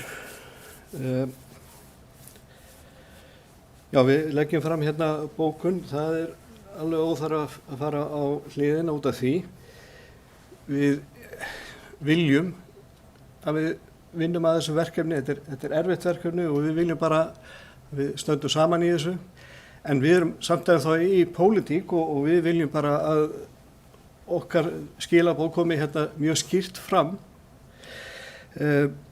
við meira að segja sátum á okkur að gagnrýna ekki stjórnskipulagið. Maður oft þurft að bara, sleppa því, þó að því sé orðin kannski mjög þreyttir á okkar gagnrýni á þessar skipulagsbreytingar. Þá eru við bara í þessari bókun að tala um, hvernig getum við unnið með þessar skipulagsbreytingar? Og sem svar þá bendi Friðjón á einn veikleikan sem við bendum á. Það er að framtíðarnefndin ekki með starfsmann. En við sjáum alveg verkefni fyrir framtíðarnefnd í þessu ástandi. Þeir geti verið að hugsa einmitt fram í tíman, Jóhann Friðrik kom inn á það, við erum að hafa ykkur að stefnu. Þið geta verið alveg 30.000 fetunum í atvinnumálum fyrir okkur, tala um framtíðina. Hvaða sviðsmyndir sjáum við fyrir okkur í framtíðinni? Það er bara það sem við erum að benda á. Og viljum brýna menn í menningar og atvinnuræði. Að setja nú verulegan fókus. Þetta er bara okkar skilaboð. Ekkert alveg, við erum ekkert með einhverja neikvæðni hérna. Og hér var nefnt að Margrét Sanders hafi talað um eitthvað, þetta hafi verið illa unnið og þess aftar, það var ekki það sem kom fram. Vitum það alveg að við höfum lagt mikla vinnu í það að presentera okkar mál til stjórnvalda. Benda á hvar skóin kreppir, hvar vantar upp á. Það vantar ekkert upp á það hjá okkur. Við erum búin að benda á hvernig staðan er. Við erum búin að eyða miklu púður í það að benda á það hvernig staðan er. Við erum ekkert alveg með skýra mynd það hvað á að gera í ástandinu. Þar megum við alveg bæta okkur. Og við erum ekki að tala um einhver falleg lofurð, alveg klassíst að nefna stálrör, pípuversmiðjuna í Helbík og þá fara allir að hlæja, það er gaman að því. Það er svo skemmtilegt lofur sem ekki klúraðist. Ekkert að tala um það, en við þurfum að tala fyrir verkefnum. Ég er ekkert á því heldur að maður sé að lofa einhverju vitleysu. Maður gerði það nú þegar maður var auglýsa böll að yrði brjála stuð á ballinu en það var ekkert í hendi að það yrði svoleiðis. Maður reyndi samt. Þannig að það er bara spurningu það að hvað ætlum við að gera? Hvað viljum við? Ég er líka með marga hatta. Einn þeirra er sem sagt að vera í mennta- og menningarmálaráðuneytinu. Þar er ég í náttúrulega óþægilegri stöðu gegn honum Jóhanni sem er búin að vera með sitt erindi þarna lengi inni í ráðuneyti og þar náttúrulega get ég ekki verið að tjá mig einstaka verkefni. En get þó staðfest það að staða okkar er rædd á hverjum einasta degi. Hvað er hægt að gera? Hvað getum við gert? Hvernig getum við brugðist við? Eins og segi, vegna þess að ég er með hennar hatt, bara sést ekki akkurat núna, þá get ég ekkert farið í einstök mál, en við erum alveg búin að ná eyrum þeirra sem að skipta máli. Og það bara slepp ekki takinu. Það er eina sem að við erum að kalla eftir. Við viljum fá fleiri að borðinu, við viljum að leggja til starfsdag, þar sem þessar nefndir koma saman og við tökum saman höndum. Bókun er ekki sett fram til að pönkast á okkur með einhverjum pólitískum vettlingum. Og svo vil ég aðeins minnast á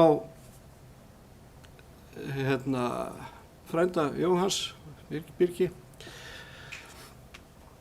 að ég er ekki að biðja svona vinnubrögð þingmanna að koma með einhverjar tillögur inn á þing sem eru dæmdar til að vera felldar. Það bara, málið var það illa reifað, skammt á veg komið, að þetta er svona bara pjúra pólitískur kapar til að segja let them deny it. Sko. Ég ekki að biðja þannig vinnubrögð. Aftur þetta, ég ekki að kalla eftir einhvern loforðum sem út í loftið. Tölum verkefni sem við getum farið í, bæði í bráð og lengt og stefnum að því að byggja upp þetta samfélag. Margrét Þórhallsdóttir, gjörðu svo vel.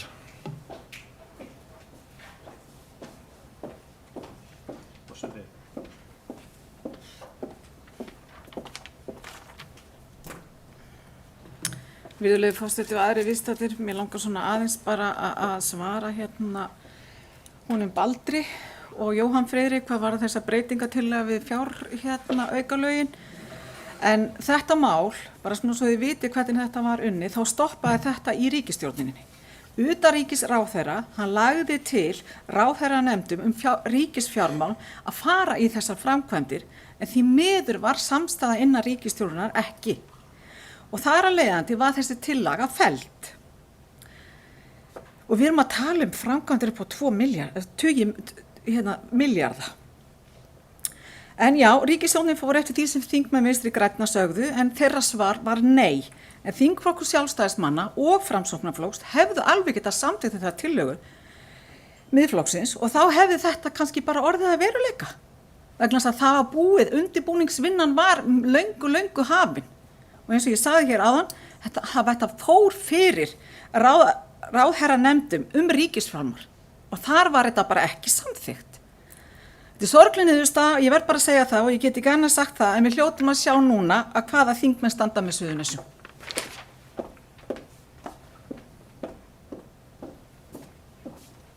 Jóhann Friðrik, gjörðu svo vel.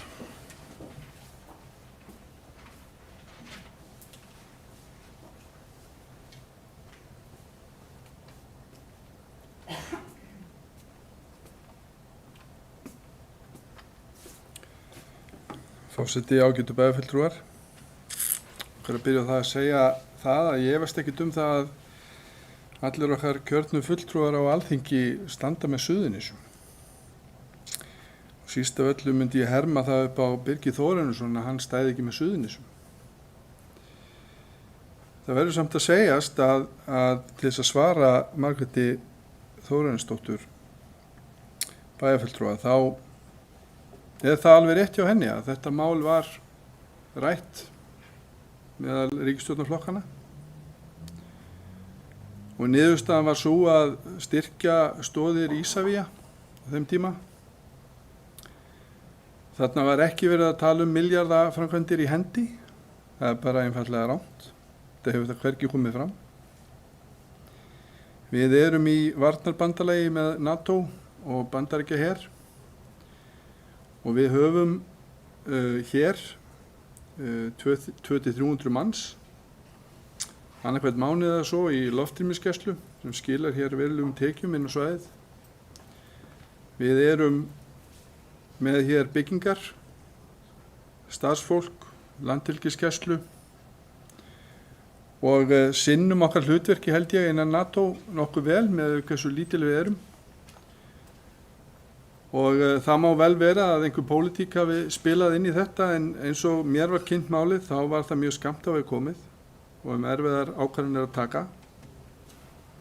En það er aftur á móti þannig að það skiptir máli hvernig málin eru reifuð og presenteruð. Það lá alveg fyrir að það var ekki í hendi neitt samningur, hvorki við Bandaríkjaher né NATO á þessum tímapunkti. Hvort að það verður einhvern tíðin í framtíðinni eða hlutindi þróist í þá átt að hér verði meiri viðvera erlendra herja get ég svo sem ekki sagt neitt um. Á sama tíma voru þessi mál reifuð hérna í pontu bæjarstjórnar og þar nefndi ég að við verum ekki aðilar til þess að taka ákvarðanir þau mál sem að snúa að vörnum landsins. Þannig að ég verði að taka undir með bæjarfulltrúa Baldri. Mér fannst þetta sérstakt upphlaup gert fyrst og fremst til þess að slá einhverja pólitískar keilur, og ég auðvitað í pólitík sjálfur, þannig að eflaust hefur það einhvern tíma komið fyrir að ég hafi dottið í þessa gryfju sjálfur. En ég held að það sé aftur á móti engum til framdráttar, hvorki stjórnmálamönnum né samfélaginu, að dreifa einhverjum sögusögnum það að ríkisstjórnarflokkarnir standi í vegi fyrir milljarða framkvæmdum á Suðurnesjum. Það bara liggur alveg fyrir að það var ekkert í hendi. Enda vil ég bara benda á það að það hefur ekki heyrst hóstni stuna þessa milljarða síðan. Ekki neitt. Málið hvarf bara. Það var svo langt á veg komið að það hvarf.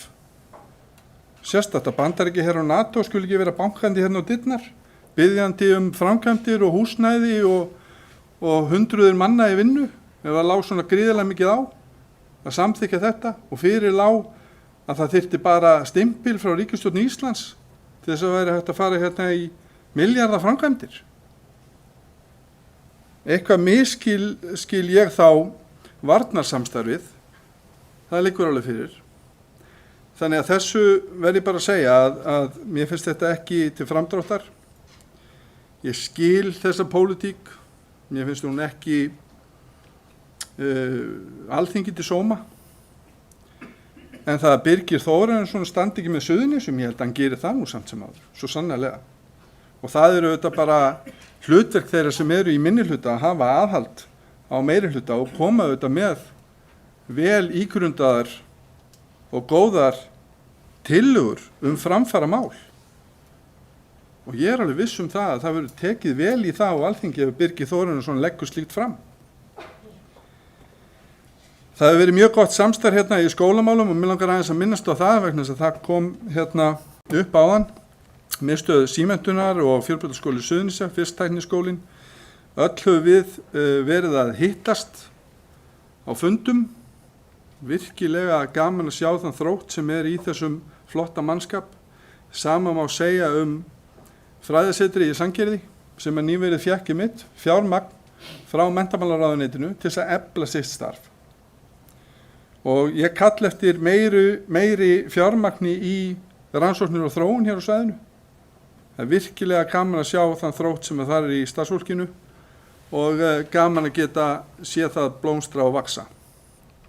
Ég vil líka taka undir með formanni bæjarráðs að það er tilvalið að vísa þessu máli í bæjarráð og reifa það áfram. En það skal alveg vera á hreinu að það sem að menn er að tala hér varðandi Vinnumálastofnun eru fyrst og fremst þær hömlur sem að liggja fyrir sem lúta því að fá fólk sem er nýverið misti atvinnu sína beint aftur í störf. Það liggja alveg fyrir leiðir fyrir það fólk sem hefur verið 6 mánuði eða 12 mánuði á atvinnuskrá. Það er reyndar íþyngjandi og mikið pappírsverkefni að klára slíkan samning og sum fyrirtæki hafa sannlega farið þá leið með mjög góðum árangri. Þannig ég held að það hef ekki verið aflagt. En það sem er verið að velta fyrir sér er hvort ríkið sjáu sér ekki hag í því ef að svo ber undir að gera strax samninga við fyrirtækjastofnanir sem að hafa áhuga á því að ráða fólk í vinnu með stuðningi þar sem að tímafaktorinn er ekki 6-12 mánuðir. Ég held að það sé stóra málið og við höfum ekki fengið svar við því ennþá. Vonandi kemur það og vonandi verður hægt að ráða slíkt fólk til starfa en það held ég öllum til hagsbóta. Nú, ég ætla ekki að hafa þetta lengra. Ég vil samt sem áður þakka fyrir mjög góða umræðu hérna í bæjarstjórn, þessum bæjarstjórnarfundi og hlakka til samstarfsins og milli minnihluta og meirihluta í þessum málum. Takk fyrir þetta Jóhann. Ég ætla í ljósi mikilvægis umræðunar að hleypa formanni bæjarráðs einu sinni enn upp í pontu.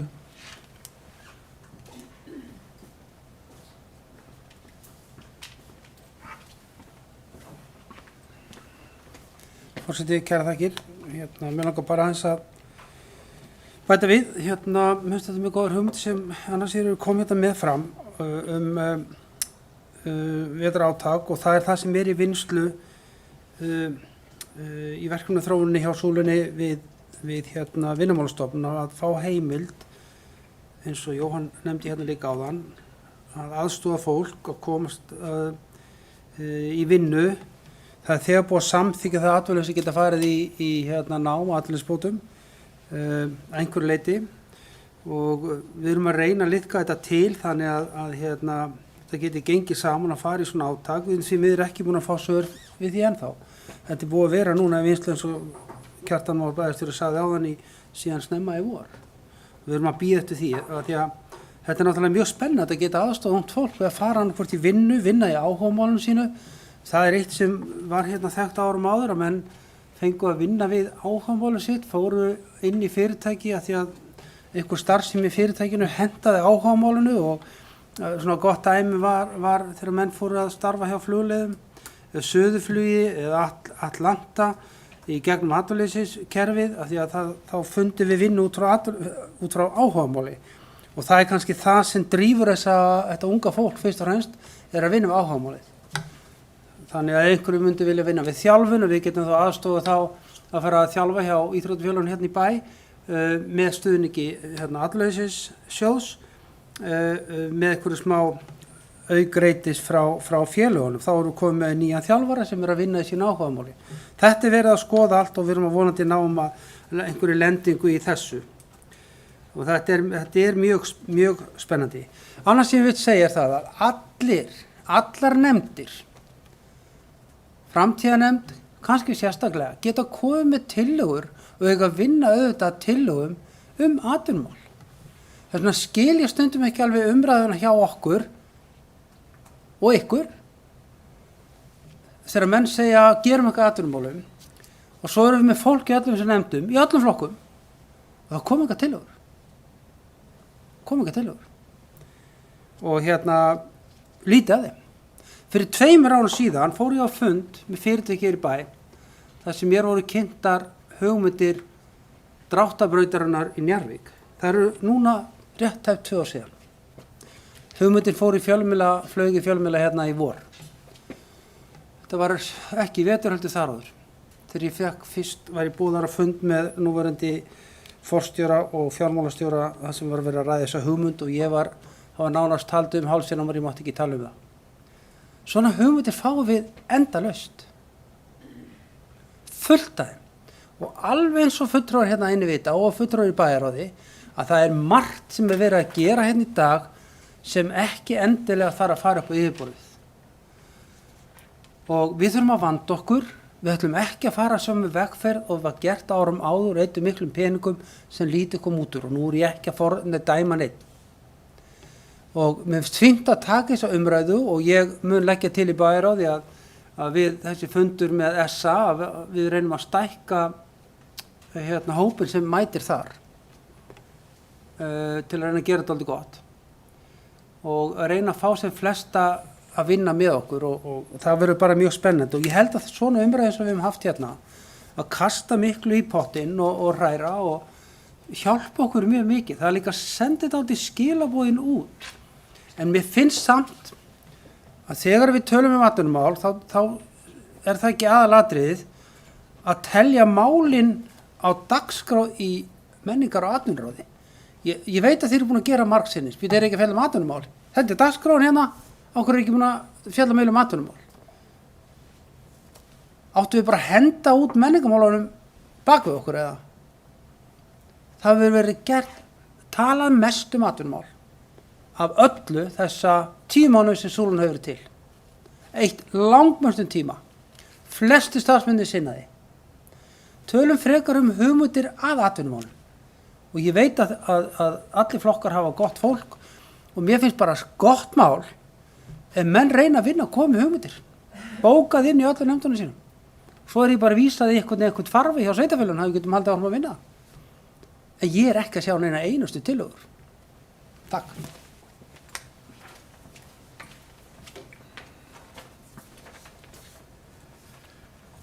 Já, ágæti bæjarfulltrúar, þetta er búið að vera fín umræða og Það er ánægilegt að hlusta á þetta, það er bara margt í þessu.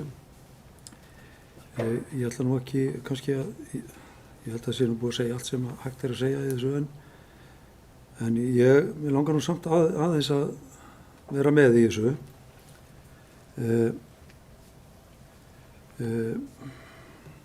Ég er ekkert að fara á hliðina þó að komi fram tillögur sem að ég er ekki öfundrað eða aðilað. Mér finnst bara ágætt að það komi fram tillögur. Svo getum við tekist á tillögurnar hvort það er rétt af sér eða ekki og við þolum það alveg, allavega ég. Þannig að ég bara fagna því að þessum framkomu hugmyndum þarna sem að bæjarfulltrúar Sjálfstæðisflokksins er að leggja fram og vænti þess að við höldum bara áfram með þessa umræðu inn í bæjarráðinu og kannski víðar í framhaldinu. Ég hjó eftir í þegar að, ég ætla ekki að fara að skilmast við bæjarfulltrúa hér sem að tilheyra flokkun sem að eiga fulltrúa á Alþingi. En ég hjó eftir í að Margrét Þórarinsdóttir nefndi hér ríkisfjármál og þar held ég að hnífurinn hafi legið í kúnni. Það var ekki verið að ræða þessar hugmyndir sem atvinnubótamál fyrir Suðurnesin. Ég held að Vinstri græn hafi fyrst og fremst litið á þetta sem varnarmál og þar hafi bara máli stoppað. Þegar NATO á í hlut þá ræða ákveðnir stjórnmálaflokkar það sem varnarmál, ekki sem atvinnubótamál fyrir Suðurnes. Ég hef fulla skilning á því og ég bara vænti þess að menn komist að niðurstöðinu á Alþingi og við fáum alveg glása peningum í framhaldinu. Þannig að ég býð spenntur eftir því. Það að við séum hér að segja að við ætlum að henda menningunni til hliðar og einblína á atvinnumál. En ég spyr, af hverju, er ekki bara bæði betra? Hvað ætlum við að gera í COVID ef við höfum ekki menningu? Hvernig ætlum við að létta okkur lundina í þessari stöðu? Ef við reynum ekki að gera eitthvað til þess að njóta þess að vera til og vera saman. Þannig ég held að hafi einhvern tíma verið þörf fyrir menningu og listir þá er það núna. Þannig ég held að við hefum ekki að slá neitt af hvað það varðar. Fyrir utan það að menning er auðvitað atvinna. Það er fullt af fólki sem hefur atvinna að því að vera í menningu. Það eru listamenn, tónlistamenn alltaf halda rafræna samstöðufund á morgun og hafa verið atvinnulausir svo mánuðir skiptir og tekjulausir. Þetta er fólk sem hefur vinnu af því að vera í menningu. Og ég sé það ekki að það sé eitthvað bannað að tala atvinnumál í umhverfisráði eða lýðheilsuráði eða framtíðarnefnd eða fræðsluráði. Það er allstað verið að fjalla starfsfólk. Sveitarfélagið núna getur hrúað til sín fleiri tugum starfsmanna. Bara á morgun. Við sem vorum hér á fundi út af fjárhagsáætlun sáum til dæmis velferðarsviðið kalla eftir vel á annan tug starfsmanna. Hún lagði ekki í að fara með hærri tölu en ég er alveg viss hún getur bætt við fleira starfsfólki. Inn í skólana. Það er þetta að ráða fullt af fólki út allt, inn í öllu kerfinu. En er það ekki að auka báknið, að bæta við svona miklu fólki? Og hver á að borga það? Er sveitasjóð í stakk búin til þess? Eða er ekki forsenda fyrir þessu að við fáum það sem hér var nefnt, starf með styrk? Og það er búið að standa á ríkisvaldinu allan hennar tíma að koma með niðurstöðu í því máli. Og hér hefur verið nefnt að fara í nám á atvinnuleysisbótum. Nám er vinnandi vegur 2. Þetta var sett í gang í hruninu á sínu tíma og það virkaði mjög vel. Öll þessi úrræði þurfa að fara í gang og þau munu hjálpa okkur. Við erum tilbúin til með fulltastörfum. Þið vitið alveg. Og ég meina, forstöðumaður umhverfis- og skipulagssviðsins, hann getur hrúað inn fullt af fólki í alls konar vinnu. Og við sáum það bara í sumar þegar við settum unglingan í gang. Öll þessi menningaverðmæti sem þau voru að skapa hér í sumar. Höfðu það atvinnu að búa til öll þessi listaverk á veggin okkar og fara inn á Nesvelli og syngja fyrir eldra fólkið. Þannig að það er fullt af hlutum. Þannig að ég held að við séum bara öll í sama báti, hvort sem að við sitjum í framtíðarnefnd, umhverfisráði eða hvar við erum. Bæjarráð er alla fundi að tala atvinnumál og við skulum bara halda því áfram. Ég bara legg það til og ég ætla ekki að fara á liðina, ég ætla bara að standa keikur og halda áfram. Þetta bara okkar skylda að berjast í þessu. Margrét Sandvík Kjærsfell.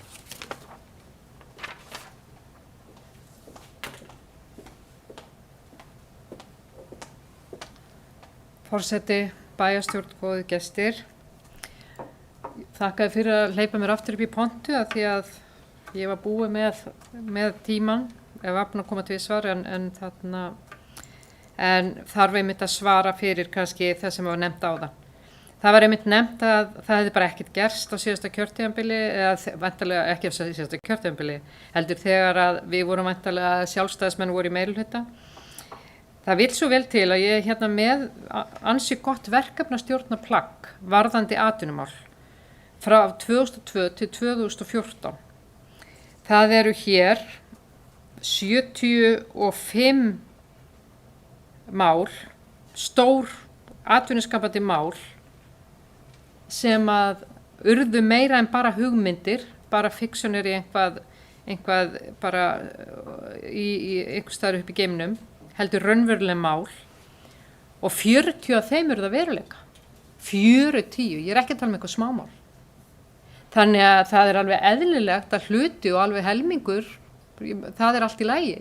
En það á að vinna, það sýnir sig að ef að við erum með góðan fókus á atvinnumálum þá er hægt að virkilega gera kraftaverk.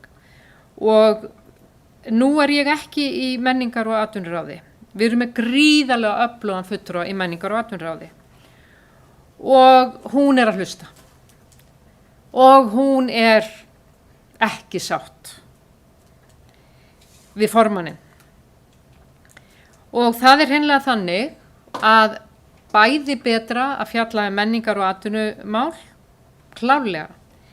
En þegar 80% af tímanum að fundum ráðsins fyrir menningu er ekki einhvað bogi við það.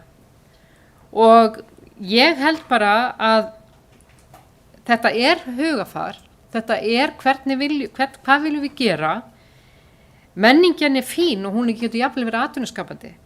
En hún er að drekka þessu ráði. Þetta var hlutur sem ég ætla ekki einu svona að ræða en mér finnst bara eðlilegt að okkar öflugi fulltrúi, Sigrún Inga Ævarsdóttir, nái þarna rödd þar sem hún situr ekki í bæjarstjórn.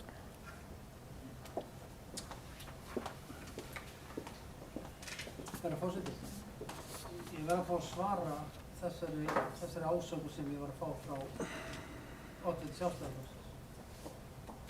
Já, ég ætla að veita þér heimild til þess.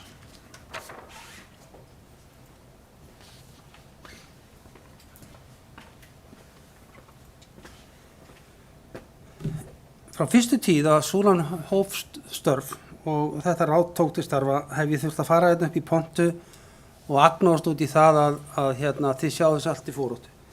Þarna bæði skipulaginu og teljandi síðan málun á málaskrá. Þá langar maður að segja það að bæjarráð tók það ákvörðun að öll mál sem snéru að atvinnuátaki og atvinnumálum í byrjun vetrar færu beint á dagskrá í bæjarráði. Þannig að málin sem unnum voru að starfsmönnum súlunar undir forystu Þórdísar og Sigurgest ásamt fleirum að alla fundargerðir voru senda beint í bæjarráð. Það var mikilvægi málsins atvinnumála. Ekki einn fulltrúi og ítreka það, mér finnst það ömurlega leiðilegt að hérna skuli formaður oddviti Sjálfstæðismanna koma hérna upp og hafa það eftir Sigrúnu að hún sé verið mjög þreytt á formanni nefndarinnar og hann sé að drekja fundunum í menningu. Ég ætla að eiga þetta samtal prívat við Sigrúnu og ætla ekki að draga hann inn í svona skýta umræði eins og oddvitin er að gera og vísa þessu til föðurhúsana og finnst frekar að fulltrúar Sjálfstæðisflokksins, hvaða nefndu sem þeir eru í, ræði þetta við nefndina á fundunum og í trúnaði í staðin fyrir þess að oddvitin fari hérna upp og segi þetta eftir henni. Mér finnst það ekki gott, en ég get alveg sagt að við ykkur í bæjarstjórn að næsti fundur verður fjallar bara atvinnumál og það að ósk þess ágætu fulltrúa sem nefndur var og annars fulltrúa í nefndinni, tveggja fulltrúa og bæði meira og minnihluta. En mér finnst þetta bara alls ekki svaravert að vitna í þriðja mann til að gefa henni rödd. Ef ég ætti að segja allt sem mínir fulltrúar segja við mig í öllum öðrum nefndum og hafa það hérna eftir, sem ekki sæmandi. Takk fyrir forseti.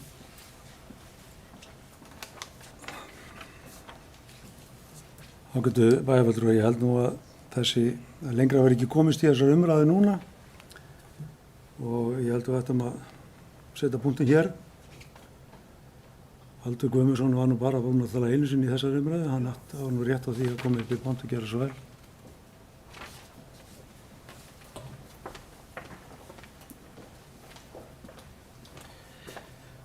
Já, takk fyrir fjörlega forseti og góða bæjarfulltrúar. Aðeins farið út af í þessari umræðu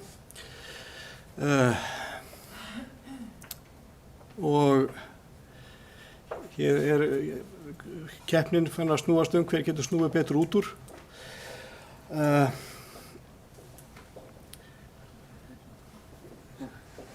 Það hefur verið mikill fókus þegar við lesum fundagerðirnar. Það alveg rétt. Það getur, efast ekki það að starfsfólki sé að vinna baki brotnu að atvinnumálum. Ekkert af því. Við erum að fylgja eftir ábendingu frá okkar fulltrúi í nefndinni. Við höfum gert þetta áður, talað þennan menningarhalla og ég hef ekkert á móti menningunni, því síður. Það hinn hatturinn minn, að sinna menningarmálum þjóðarinnar. Og það hægt að koma inn á það að það mjög lítið til þess að menningin sé einmitt atvinna framtíðarinnar. Frasar eins og skapandi greinar sé eitthvað sem við þurfum að líta til. Þar getum við komið mjög sterkt inn. Við bara erum hérna í húsnæði þar sem gríðarlega öflugur tónlistarskóli sem dæmi. Við getum skoðað aðra menningar starfsemi, hönnun, listnám, hvað sem er. Það er tækifæri fyrir Keili sem dæmi í alls konar svoleiðis hugmyndum. Þannig að það er ekkert að því. En þetta er óþægilegt einmitt að vera hérna á milli þessa eldar að formaður súlunar komi reglulega upp og segi það kemur ekkert frá nefndarfólkinu. Allir formenn nefndanna stýra dagskrá og það bara hefur verið þannig. Það sem við erum að taka fyrir, það sem er lagt á borð fyrir okkur, þá er svona 80% af fundarefninu menningamál. Og það er bara gott að það sé þá næsti fundur, þá sé fókusinn meira inn á atvinnumálin. Það er ástæðan fyrir þessari bókum frá okkur, að við erum að brýna öll ráðin, sérstaklega þessi 2, framtíðarnefnd og menningar- og atvinnuráð, og nefnum síðan öll þessi ráð, allar starfsmenn Reykjanesbæjar. Við þurfum að geta velt við öllum steinum til að skoða þetta. Og það eru nokkrir steinar sem í ráðunum, þar á meðal okkar fulltrúi í þessu ráði. Og ég vona svo innilega að þið getið þá rætt saman og náð einhverju lendingu í þessu.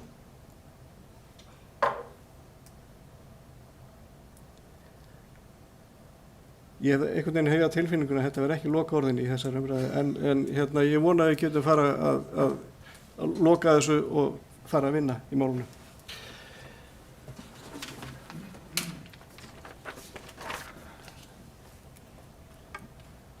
Nei, þetta voru ekki lokaorðin, en vonandi fara það nú að verða seinustu orðin. Jóhann Friðrik Friðriksson gerði svo.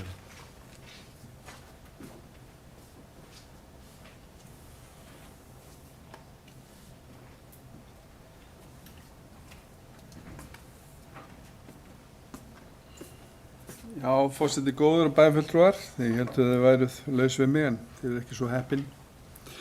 Mér finnst þetta áhugavert, mér fannst umræðan vera mjög svona uppbyggileg framan af og svo kannski tekið undir með Baldri, hún kannski fór aðeins út af spórinu.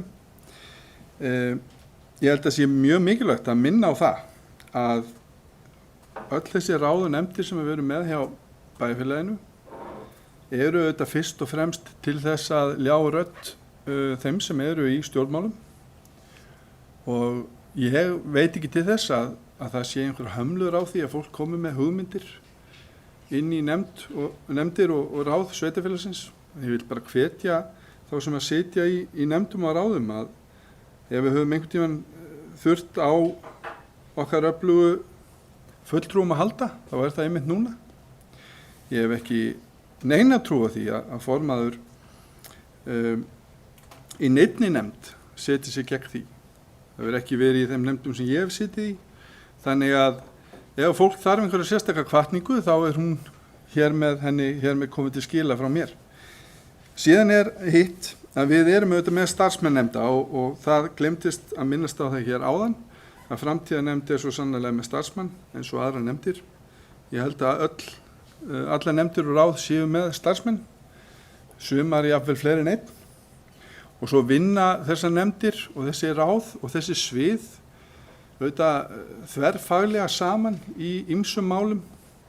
Þannig að ég sé bara afraksturinn af frábæri vinnu starfsmanna Reykjanesbæjar og kjörinna fulltrúa á undanförnum mánuðum og ég held að það sé bara til mikils að vinna að slá það bara enn frekar í klárin og leyfa þessu fólki að njóta sín, koma með hugmyndir, meta þær eins og formaður bæjarráðs nefndi hér áðan og við komum þeim sem flestum í farveg.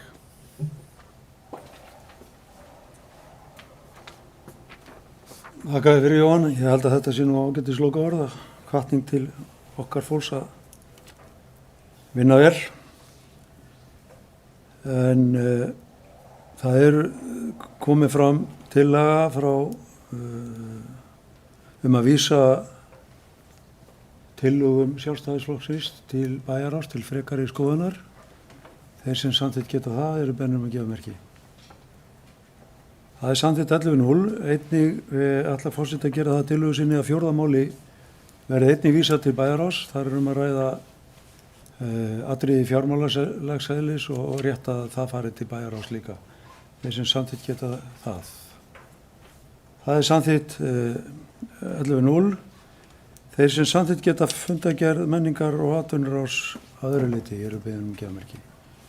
Hún er samþykkt 11.0 og þá er komið að fundargerð framtíðarnefndar orðalaust. Gerðu svo vel, Styrmir.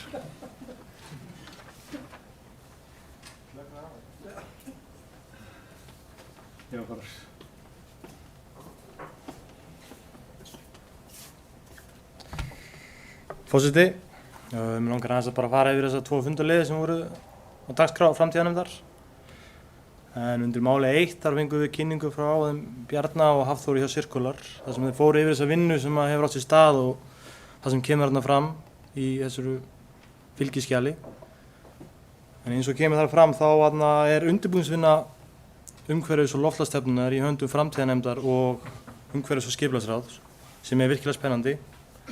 En hvernig svo samvinna verður nákvæmlega í vinnslu eins og stendur. En við höfum núna undir höndunum greiningarvinnu frá FSO, þessa vinnu frá Circular og svo skjali frá í vor sem að kom inn á borð allra nefnda sem innihélt tillögur að mögulegri nálgun. Þannig að þetta lítur bara ágætlega út. Við höfum góðan grunn til að vinna með og því bara spennandi vinna framundan í vinnslu þessara stefnu. Svo undir máli 2 þá kom hún Jóna Hrefna með smá kynningu á mögulegum breytingum á verklaginu fyrir Betri Reykjanesbæ. Breytingar sem getur gert bæði vefsíðuna og hugmyndunar getur svona gefið betri skil og eins og kemur fram í bóku nefndarinnar þá er þessi vinna ennþá í gangi. Takk fyrir.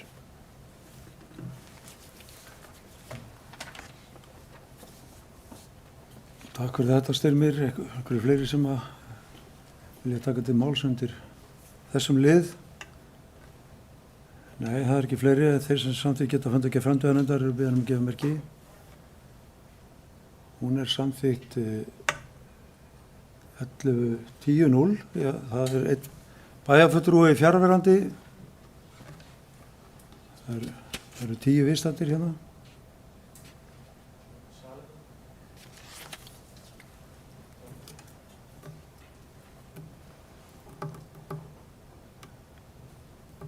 Hefur ekki að bíða þá í 1 mínútu eða svo.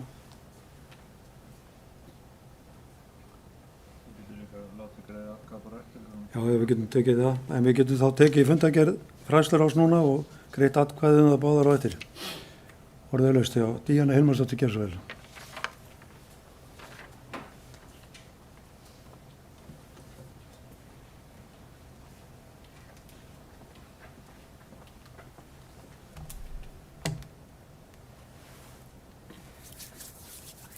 Forseti, ég kem upp undir fundargerð fræðslurás, fundar 335, undir liðum 1 og 4, sem eru Stapaskóli og starfsmenn í leikskólakennarannámi. Liður 1, sem er Stapaskóli, þá vil ég lýsa yfir ánægju minni með glæsilegan skóla og óska bæði starfsmönnum og nemendum góð skólaárs. Ég tel að þrátt fyrir hnökra núna í upphafi, seinkun afhendinga og hluta skólans og fleiri þátta sem hefur verið farið yfir hérna upp í pontu, þá hafi þetta mál fengið eins góða lendingu að best verður á kosið. Núna tímabundið þar til að allir nemendur komast í skólan á sína staði og ég tel Stapaskóla, frábæra hönnun hans, hugmyndafræði eða svo kallega teymiskennslu vera það sem að koma skal þegar horft til framtíðar, heildstæðan skóla frá leikskóla dvöl og út grunnskólagönguna.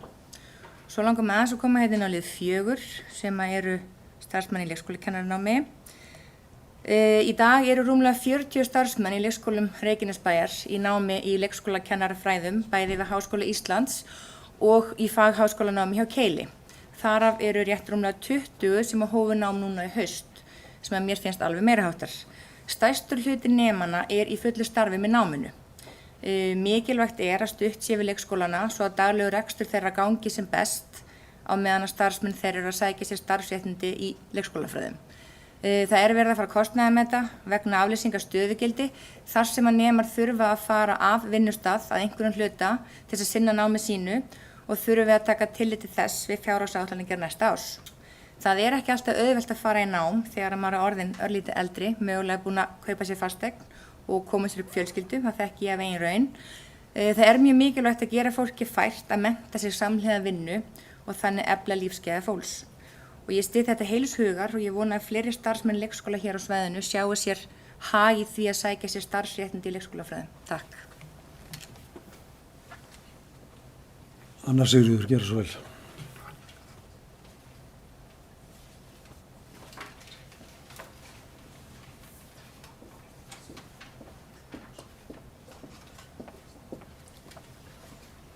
Forseti, bæjarfulltrúar. Já, ég kem inn undir fundargerð fræðslurás. Ég segi bara til hamingju Reykjanesbær með nýjan skóla, Stapaskóla. Virkilega spennandi og ég hlakka til að fá boð í skólan til að skoða betur. En mér langar að nefna að skólinn á að bera þess merki að horft sér til framtíðar leið og kröfum samtímans er mætt. Megin einkenni skólans verður sveigjanleiki í kennsluháttum, í nýtingu rýmis, í skipulagi vinnudags og skilum á milli skólastiga. Þetta er kannski eitthvað svona nýtt hjá okkur í Reykjanesbæ, til dæmis, sveigjanleiki í kennsluháttum, í nýtingu rýmis, þetta mun klárlega allavega nýtingu rýmis, sjá þeir sem að koma inn í skólan, sjá eitthvað nýtt, einhverjar nýjar kennslustofur, einhverjar ný húsgögn fyrir nemendur, þetta er allt mjög spennandi og líka fyrir kennarana. Ég hlakka til að sjá hvernig gengur í skólanum með nýja kennsluhætti. Það er eitthvað svona eins og við erum að hugsa bara til að stíga aðeins inn í nútímann. Það hefur verið svona, já, dálítið fast mótað skólastarf undanfarin ár og ég bara veit það eigin raun og það er eins og bara færa fjall úr stað ef maður ætlar að fá einhverju breytti í skólakerfinu. En þetta verður mjög spennandi í Stapaskóla og ég hlakka bara til að sjá meira í vetur hvernig allt gengur. En varðandi mál 4 starfsmenn í leikskólakennaranámi, ég fagna því að það eru 40 starfsmenn í okkar 10 leikskólum í námi núna. Þetta er örugglega það mesta sem við höfum verið með. Og þetta er náttúrulega áskorun fyrir Reykjanesbæ. Því það þarf að manna leikskólana, það þarf að vera afleysing í leikskólanum og þarna bara pjúra atvinnutækifæri. Þarna verðum við að koma með starfsmenn inn á þessa 10 leikskóla til að leysa þá af sem eru að fara í nám einhvern hluta dagsins. Það alveg klárt mála að kennarar í grunnskólum og leikskólum hafa auðvitað fundið fyrir því þegar þeir hafa ekki afleysingu. Það við erum ekki bara að tala leikskóla, við erum líka að tala grunnskóla. Það mikilvægt að þessu afleysingakennarar í grunnskólum eða allavega starfsfólk og þetta á líka við leikskólana. Takk.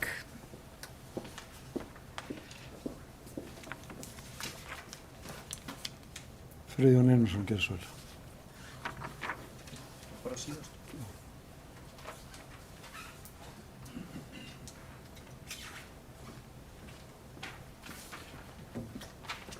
Forseti, ágætu bæjarfulltrúar. Mér langar að koma hérna inn með bókun frá meirihlutanum. Ástæða þessar bókunar er mjög umdeild ummæli sem var látin falla Stapaskóla á síðasta bæjarstjórnarfundi sem okkur fannst allan á dósæmileg og ekki rétt. En eins og kemur fram í bókun fræðsluráðs að þá allt komið á ferð í Stapaskóla, afsakið. Ég ekki með COVID. En eftirfarandi bókun ætla ég að leggja hérna fram fyrir hönd meirihlutans. Bæjarfulltrúi Miðflokksins lagði á síðasta bæjarstjórnarfundi fram kostulega bókun Stapaskóla og það samkomulag sem búið var að samþykkja í bæjarráði af öllum atkvæðisbærum fulltrúum. Þakka fyrir herra forseti.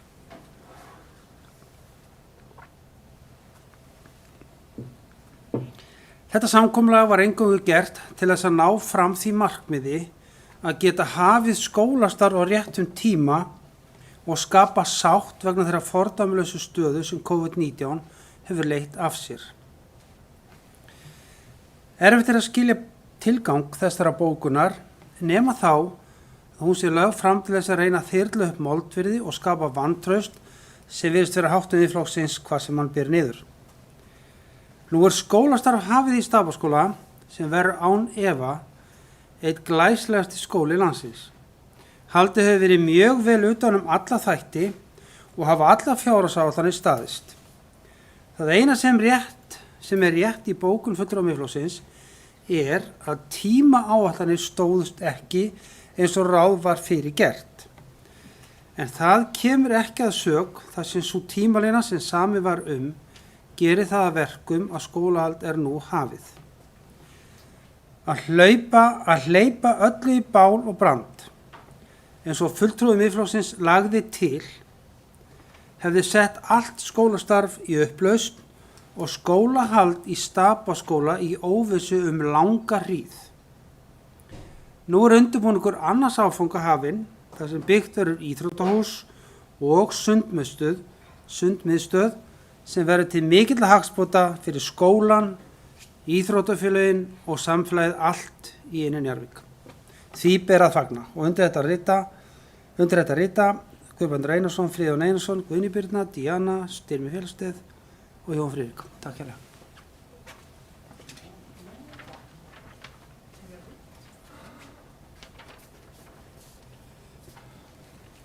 Orðið laust fundargerð fræðsluráðs. Margrét Þórðarsdóttir, gerðu svo vel.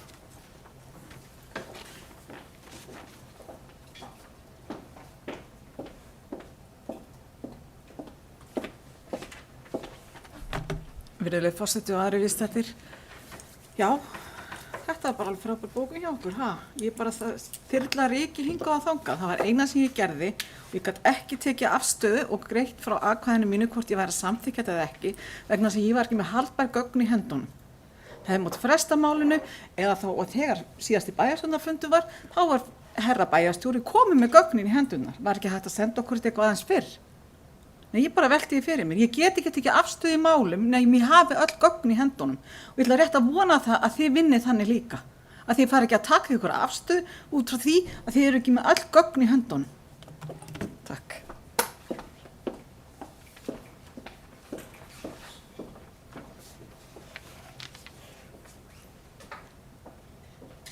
Jón, gerðu svo vel.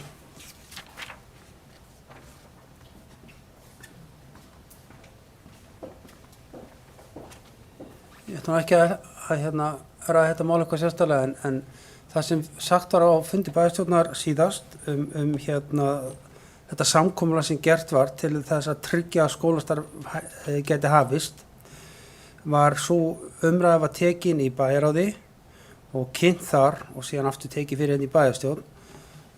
Þar lá öll gögn fyrir. Inn á mitt Reykjanes var þetta að finna allar athugasemdir við verkkaupa, athugasemdir eftirlitsmanns og allt það sem þurfti til þess að tryggja skólahaldið. Orðin sem voru viðhæfð, við sáum það var nauðsynlegt á okkar mati að við svörum þessari bókun að því að orðfæri sem nota var á síðasta bæjarstjórnarfundi voru þá á þann veg að þetta var allt rugl og vitleysa og það getum við ekki látið á tali. Þannig að mér fannst það var alveg nauðsynlegt að meirihluti svaraði þessu að því að þetta átti ekki verið auka styðjast. Þannig að ef við hefðum ekki tekið þessa ákvörðun á þessum tíma þá hefði skólahald í Stapaskóla allt farið í rugl. Það er bara staðreynd málsins. Og við gátum ekkert beðið einhverja vikur eða 10 daga eftir því. Við verðum að tryggja skólahald nr. 1, 2 og 3. Nóg frestun var samt. Þannig að þetta var alveg nauðsynlegt að gera þetta og við getum ekki setið hjá og kalla þessa ákvörðun bæjarráðs sem allir voru sammála í bæjarráði nota bene á þeim tíma. Allir í bæjarráði voru sammála því að gera þetta samkommulag. Takk.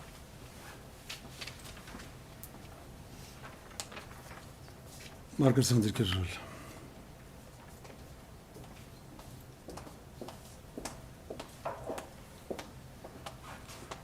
Forseti, bæjarfulltrúar, góðir gestir.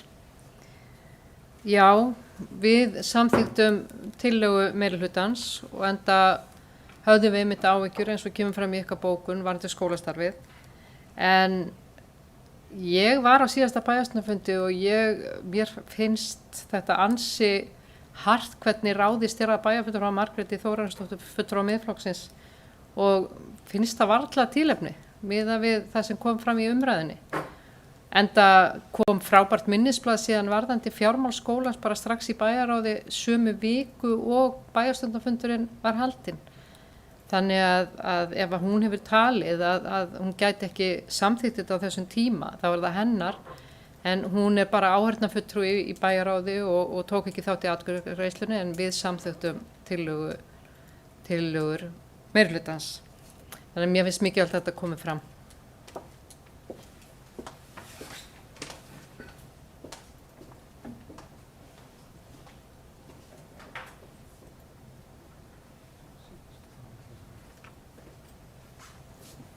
Guðjón Einarsson, ég ætla að hleypa einu sinni upp í pontu.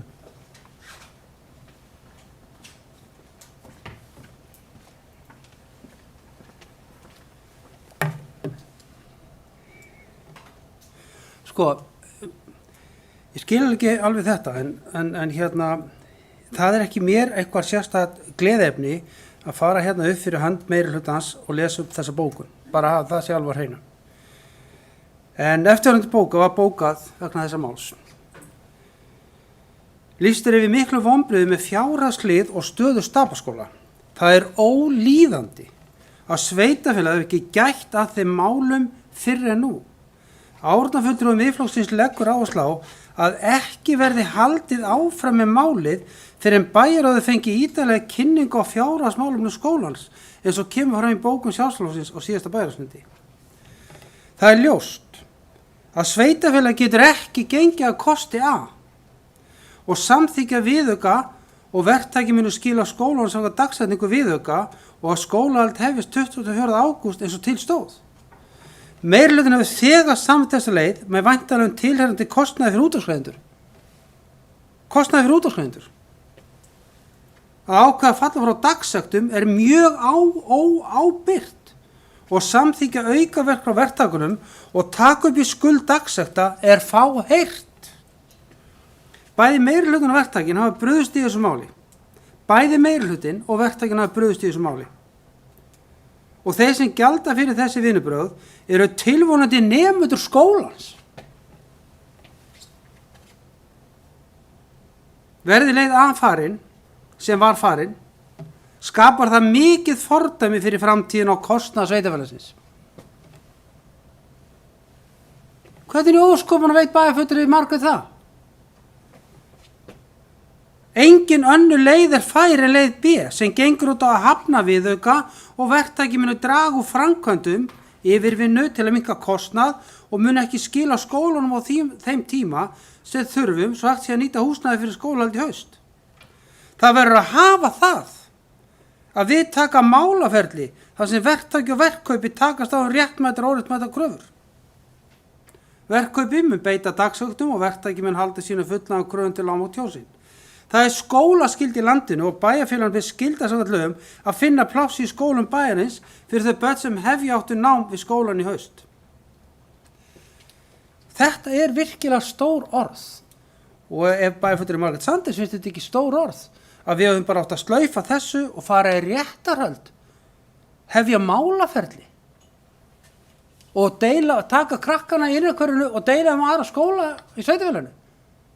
Við svörum ekki þessu síðast, en okkur finnst þetta mjög alvarlegt. Það er líka fullyrðingar í þessari bókun bæjarfulltrúi Miðflokksins sem við skiljum bara ekki hvernig þú getur haft eftir.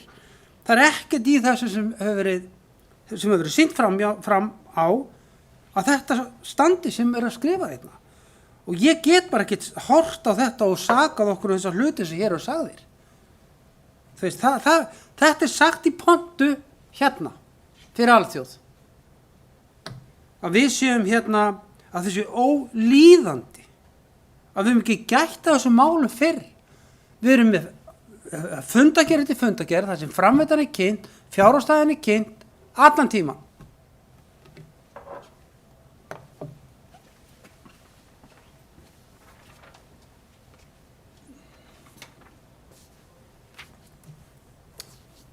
Það var Friðrik Geirsson.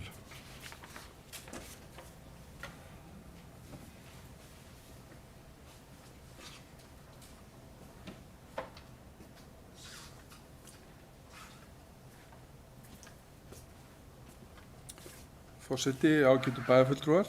Ég var nú svo lánsamur að hafa smá tíma aflögu annars í þéttri dagskrá til þess að fara með börnin mín á leikvöllinn við Stapaskóla í síðustu viku. Afskaplega skemmtilegt að sjá það útisvæði og ekki var nú síður ánægjulegt að sjá þarna kvöldið alla þessa starfsmenn í yfirvinnu við það að keppast við að klára Stapaskóla. Ég lá þarna á glugganum, svo grár köttur sem fylgjast með og þetta er glæsileg bygging í alla staði og auðvitað er það bara alveg rétt sem hér hefur komið fram að hún er á eftir áætlun og vonandi munum við ná í skottið okkur í þeirri framkvæmd sem allra fyrst. Ég treysti því. En hér kom líka fram í orðum formanns bæjarráðs þar sem hann reifaði þessa bókun sem mér fannst vissulega sérstök og ástæða til þess að svara að hér er skólaskylda í landinu. Ég held að við minnstakosti í meiri hluta og eflaust allur minni hlutin líka taki því hlutverki mjög alvarlega og þess þá heldur að reyna að tryggja það sem flestir nemendur gætu hafið skólagöngu sína í Stapaskóla á tilsettum tíma. Nú fyrir liggur að við þurfum að hlúa vel að skólanum okkar á næstunni. Það hefur verið þrátt fyrir þá ágjöf sem að COVID hefur fært okkur ástæða til þess að stækka við, bæta og laga hér bæði starfsaðstöðu og aðbúnað í menntastofnunum í Reykjanesbæ og við höfum verið á þeirri vegferð. Stapaskóli er langstærsta framkvæmd Reykjanesbæjar í langan tíma, nokkuð tíman. Þannig að auðvitað er mjög mikilvægt að við gætum vel að okkur. Það sé góð og fagleg eftirfylgni með framkvæmdum. Og ég hef ekki fengið neitt til mín sem bendi til þess að Stapaskóli sé yfir áætlunum. Það kemur að fjármagni og ég vonast til þess að svo verði það sjálfsögðu ekki en það eru auðvitað borð fyrir báru í þeim plönum En síðan bara liggur fyrir að við þurfum að fara að velta fyrir okkur hvar næsti skóli á að rísa. Það er eitt af því sem að við í bæjarstjórn með starfsmönnum sveitafélagsins og bæjarstjóra og fagfólks þurfum að meta og leggja grunn af. Það er ekkert langt í það, við þurfum að fara að taka þá ákvörðun. En ég held líka að Stapaskóli í Innri-Njarðvík, með við það stóra hverfi sem þar er búið að rísa, verði gríðileg lyftistöng þar fyrir samfélagið, ekki bara varandi aðbúnað skólabarna, heldur þarna verður líka heitapotta aðstaða, sundlaug, íþróttahús og síðast en ekki síst bókasafn. Þannig þarna er bara að rísa svona menningar, mennta og íþróttamiðstöð í Innri-Njarðvík. Og því ber svo sannlega að fagna og ég veit það að íbúar í Innri-Njarðvík eru himinlifandi yfir þessari framkvæmd. Það hlakkar til þegar við getum tekið hana alla í notkun. Það verður vonandi ekki langt að bíða að svo verði. En svona mikilvæg verkefni eins og Stapaskóla eru alltaf skiptar skoðanir og nauðsynlegt að þær komi fram, en þær verða samt sem áður að byggja á rökum. Og það er kannski þess vegna sem ég skrifa undir þessa bókun umfram allt annað, að við verðum að byggja málflutning á rökum og þarna koma fram ásakanir sem að beinlínis eru bara engin fótur fyrir og þá er að sjálfsögðu eðlilegt af meirihlutanum að gera athugasemdir við það og leggja fram bókun sem þessa.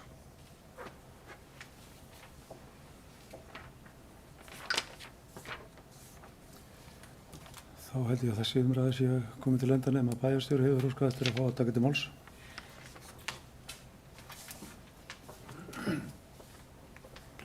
Já, forseti, ágætu bæjarfulltrúar, mér finnst nú einhvern veginn eins og ég þurfa að svara fyrir það að hafa verið með nýjar upplýsingar hér á bæjarstjórnarfundi fyrir hálfa mánuði sem að bæjarfulltrúi Margrét Þórarinsdóttir var að nefna. Það er að sumu leyti rétt og sumu leyti ekki rétt. Það er að segja, við vorum að vinna þessar upplýsingar á mánudegi og þriðjudegi til þess að leggja fyrir bæjarráð á fimmtudegi eftir þennan fund og kláruðum það rétt fyrir fund hér. Og ég veit ekki annað en að þær hafi þá verið komnar inn í mitt Reykjanes með fundaboði bæjarráðs á fimmtudeginum eftir.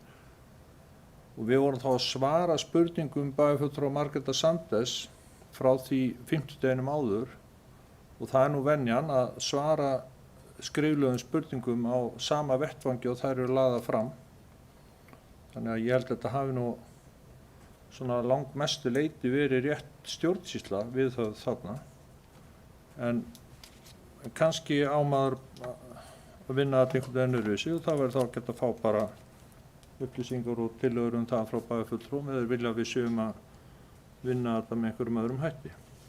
En að öðru leyti langar mig bara til þess að segja að það er búið að tala hér og segja margt fallegt Stapaskóla og það er alveg rétt. Hann fer vel að stað og íbúar og nemendur og kennarar og starfsmenn allir ánægðir með þann hluta sem þó komin í notkun en við vitum jú öll að hann ekki allur ennþá eða þessi fyrsti áfangi ekki komin í notkun allur en næsta dagsetning í því 25. september og við erum að horfa til þess og ef það gengur allt eftir þá nú meiningin að vera með opið hús einhver tíma í október. Við erum ekki búin að tímasetja það og þá munum við hafa skólan opinn fyrir bæjarbúa og að sjálfsögðu bæjarfulltrúa og alla sem vilja kynna sér skólan og þá gefst öllum tækifæri til þess að skoða húsið.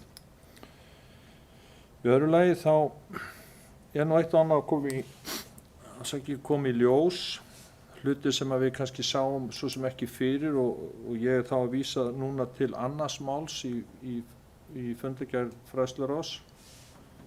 En þar lýsa leikskólastjórar yfir áhyggjum yfir þeim mun sem á launum ófaglærðra starfsmanna grunnskóla annars vegar og leikskóla hins vegar. En Stapaskóli skóli frá 18 mánaða aldri og upp úr og það er ekki gerður sérstakur greinamunur á starfsmönnum í leikskóla eða grunnskóla og þetta er ekki 2 skólar, þetta er önnur hugmyndafræði eins og margótt hefur verið talað um. Og þá kemur í ljós þarna að ófaglærðir starfsmenn grunnskóla sem eru ráðnir til grunnskóla og þeir sem eru ráðnir til leikskóla eru á sittvorum launum. Þetta er eitthvað sem að menn sáu svo sem ekki fyrir og er þá bara að koma í ljós og ég er alveg sannfærður um að þá eitt og annað eftir að koma í ljós er að við erum að breyta skipulaginu með svona afgerandi hætti og við bara vinnum aðeins áfram með þetta. En síðan í 5. máli fræðsluráðs er verið að tala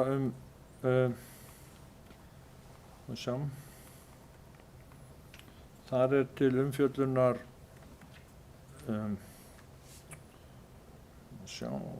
nýr kjarasamningur félags leikskólakennara og það er alveg ástæða til að fagna því að það skulle vera búið að semja við leikskólakennara og get tekið undir umræðu sem hér fór fram áðan að það er mikið af ófaglærðu starfsfólki í leikskólana í námi núna. Það er ánægjulegt því að við erum með tiltölulega lágt hlutfall miðað við önnur sveitarfélög af fagmenntuðu fólki hjá okkur í leikskólum eða 30% faghlutfall eins og það er kallað hjá okkur. En þessi nýji samningur, hann felur meðal annars í sér aukinn tíma deildarstjóra og sérkennara til undirbúnings og þeir munu þá fara úr 5 klukkustundum í 10 á viku og almenni leikskólakennarar úr 4 klukkustundum í 7 í undirbúning á viku og 10 tímar deildarstjóra og sérkennara á 5 dögum þýðir náttúrulega 2 tímar á dag í undirbúning sem þeir eru þá ekki í starfi og inn á deildum heldur eru þá komnir í sitt undirbúnis eða á þann hluta vinnustaðarins sem þeir nota til að undirbúa sig og þetta mun hafa í för með sér kostnað sem að við erum svona mjög gróft á litið og eigum eftir að rýna betur að svona okkur sýnist geta lagst út á svona 80 milljónir króna og í sveitarfélögum það sem að hærra hlutfall er af fagmenntuðu fólki er þetta náttúrulega hærri tala líka. Þannig að við þurfum að horfa vel á þetta allt saman og eins og ég segi við fögnum því að það skulle hafa náðst samninga við leikskólakennara og þá held ég að einu aðilarnir sem á eftir að semja við séu grunnskólakennarar ef ég fer rétt með og við erum mikilvægt að klára það núna á allra næstu vikum. En við vildum nú bara svona nefna þessi atriði að því að þetta skiptir okkur máli í fjárhagsáætlunargerðinni núna og við þurfum að ræða það þegar við förum að skoða rammana núna á 50.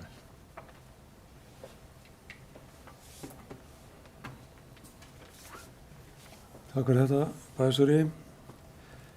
Þá held ég að sé komið bara atkvæðagreiðslu þessar nefndir sem eftir eru, sem er þá 5. málið fundargerð framtíðarnefndar sem við greiddum ekki atkvæðum áðan, en ég ætla að bera hann upp núna. Þeir sem samþykkt geta fundargerð framtíðarnefndar eru beðin að gefa merki. Og þá er það 6. málið fundargerð fræðsluráðs, þeir sem samþykkt geta þá fundargerð eru beðin að gefa merki. Hún er samþykkt 11:0 og þá er komið að því að taka smá hlé og ganga frá fundargerð.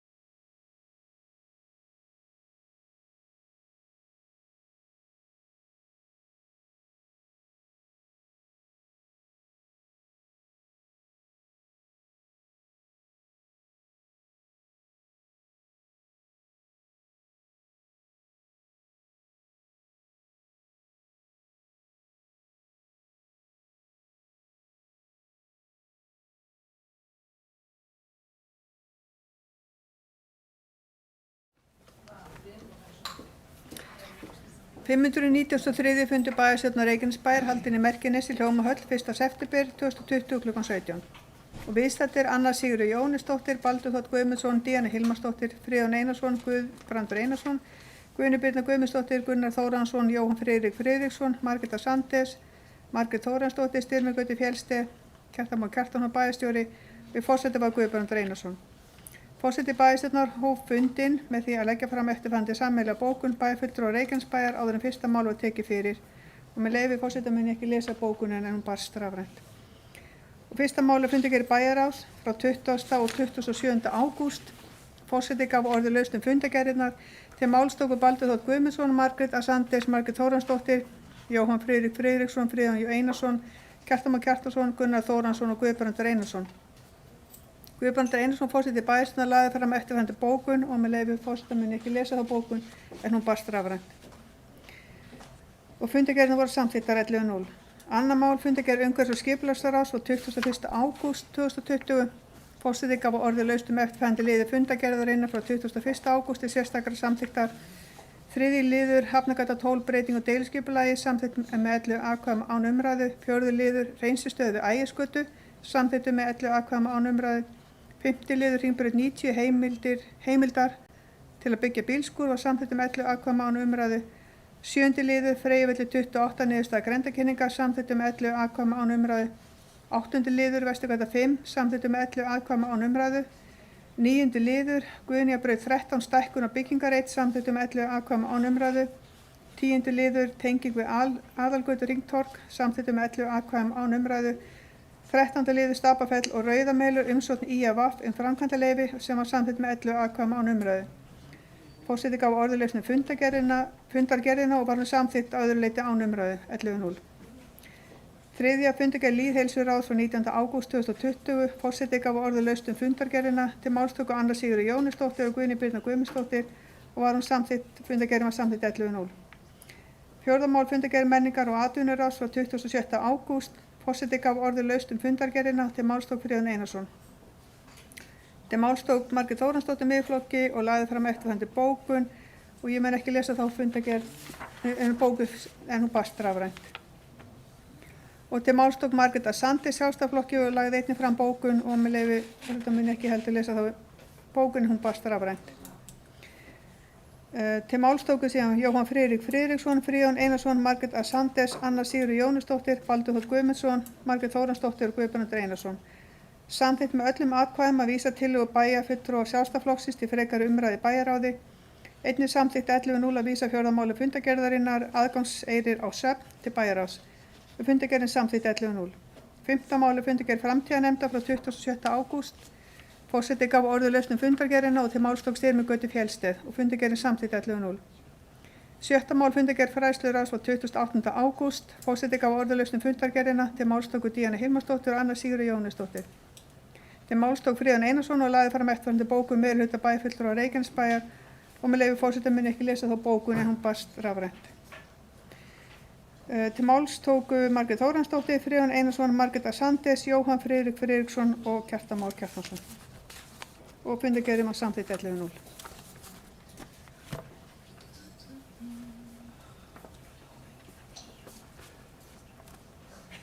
Þeir sem geta samþykkt fundargerðina eru beðin að gefa merki.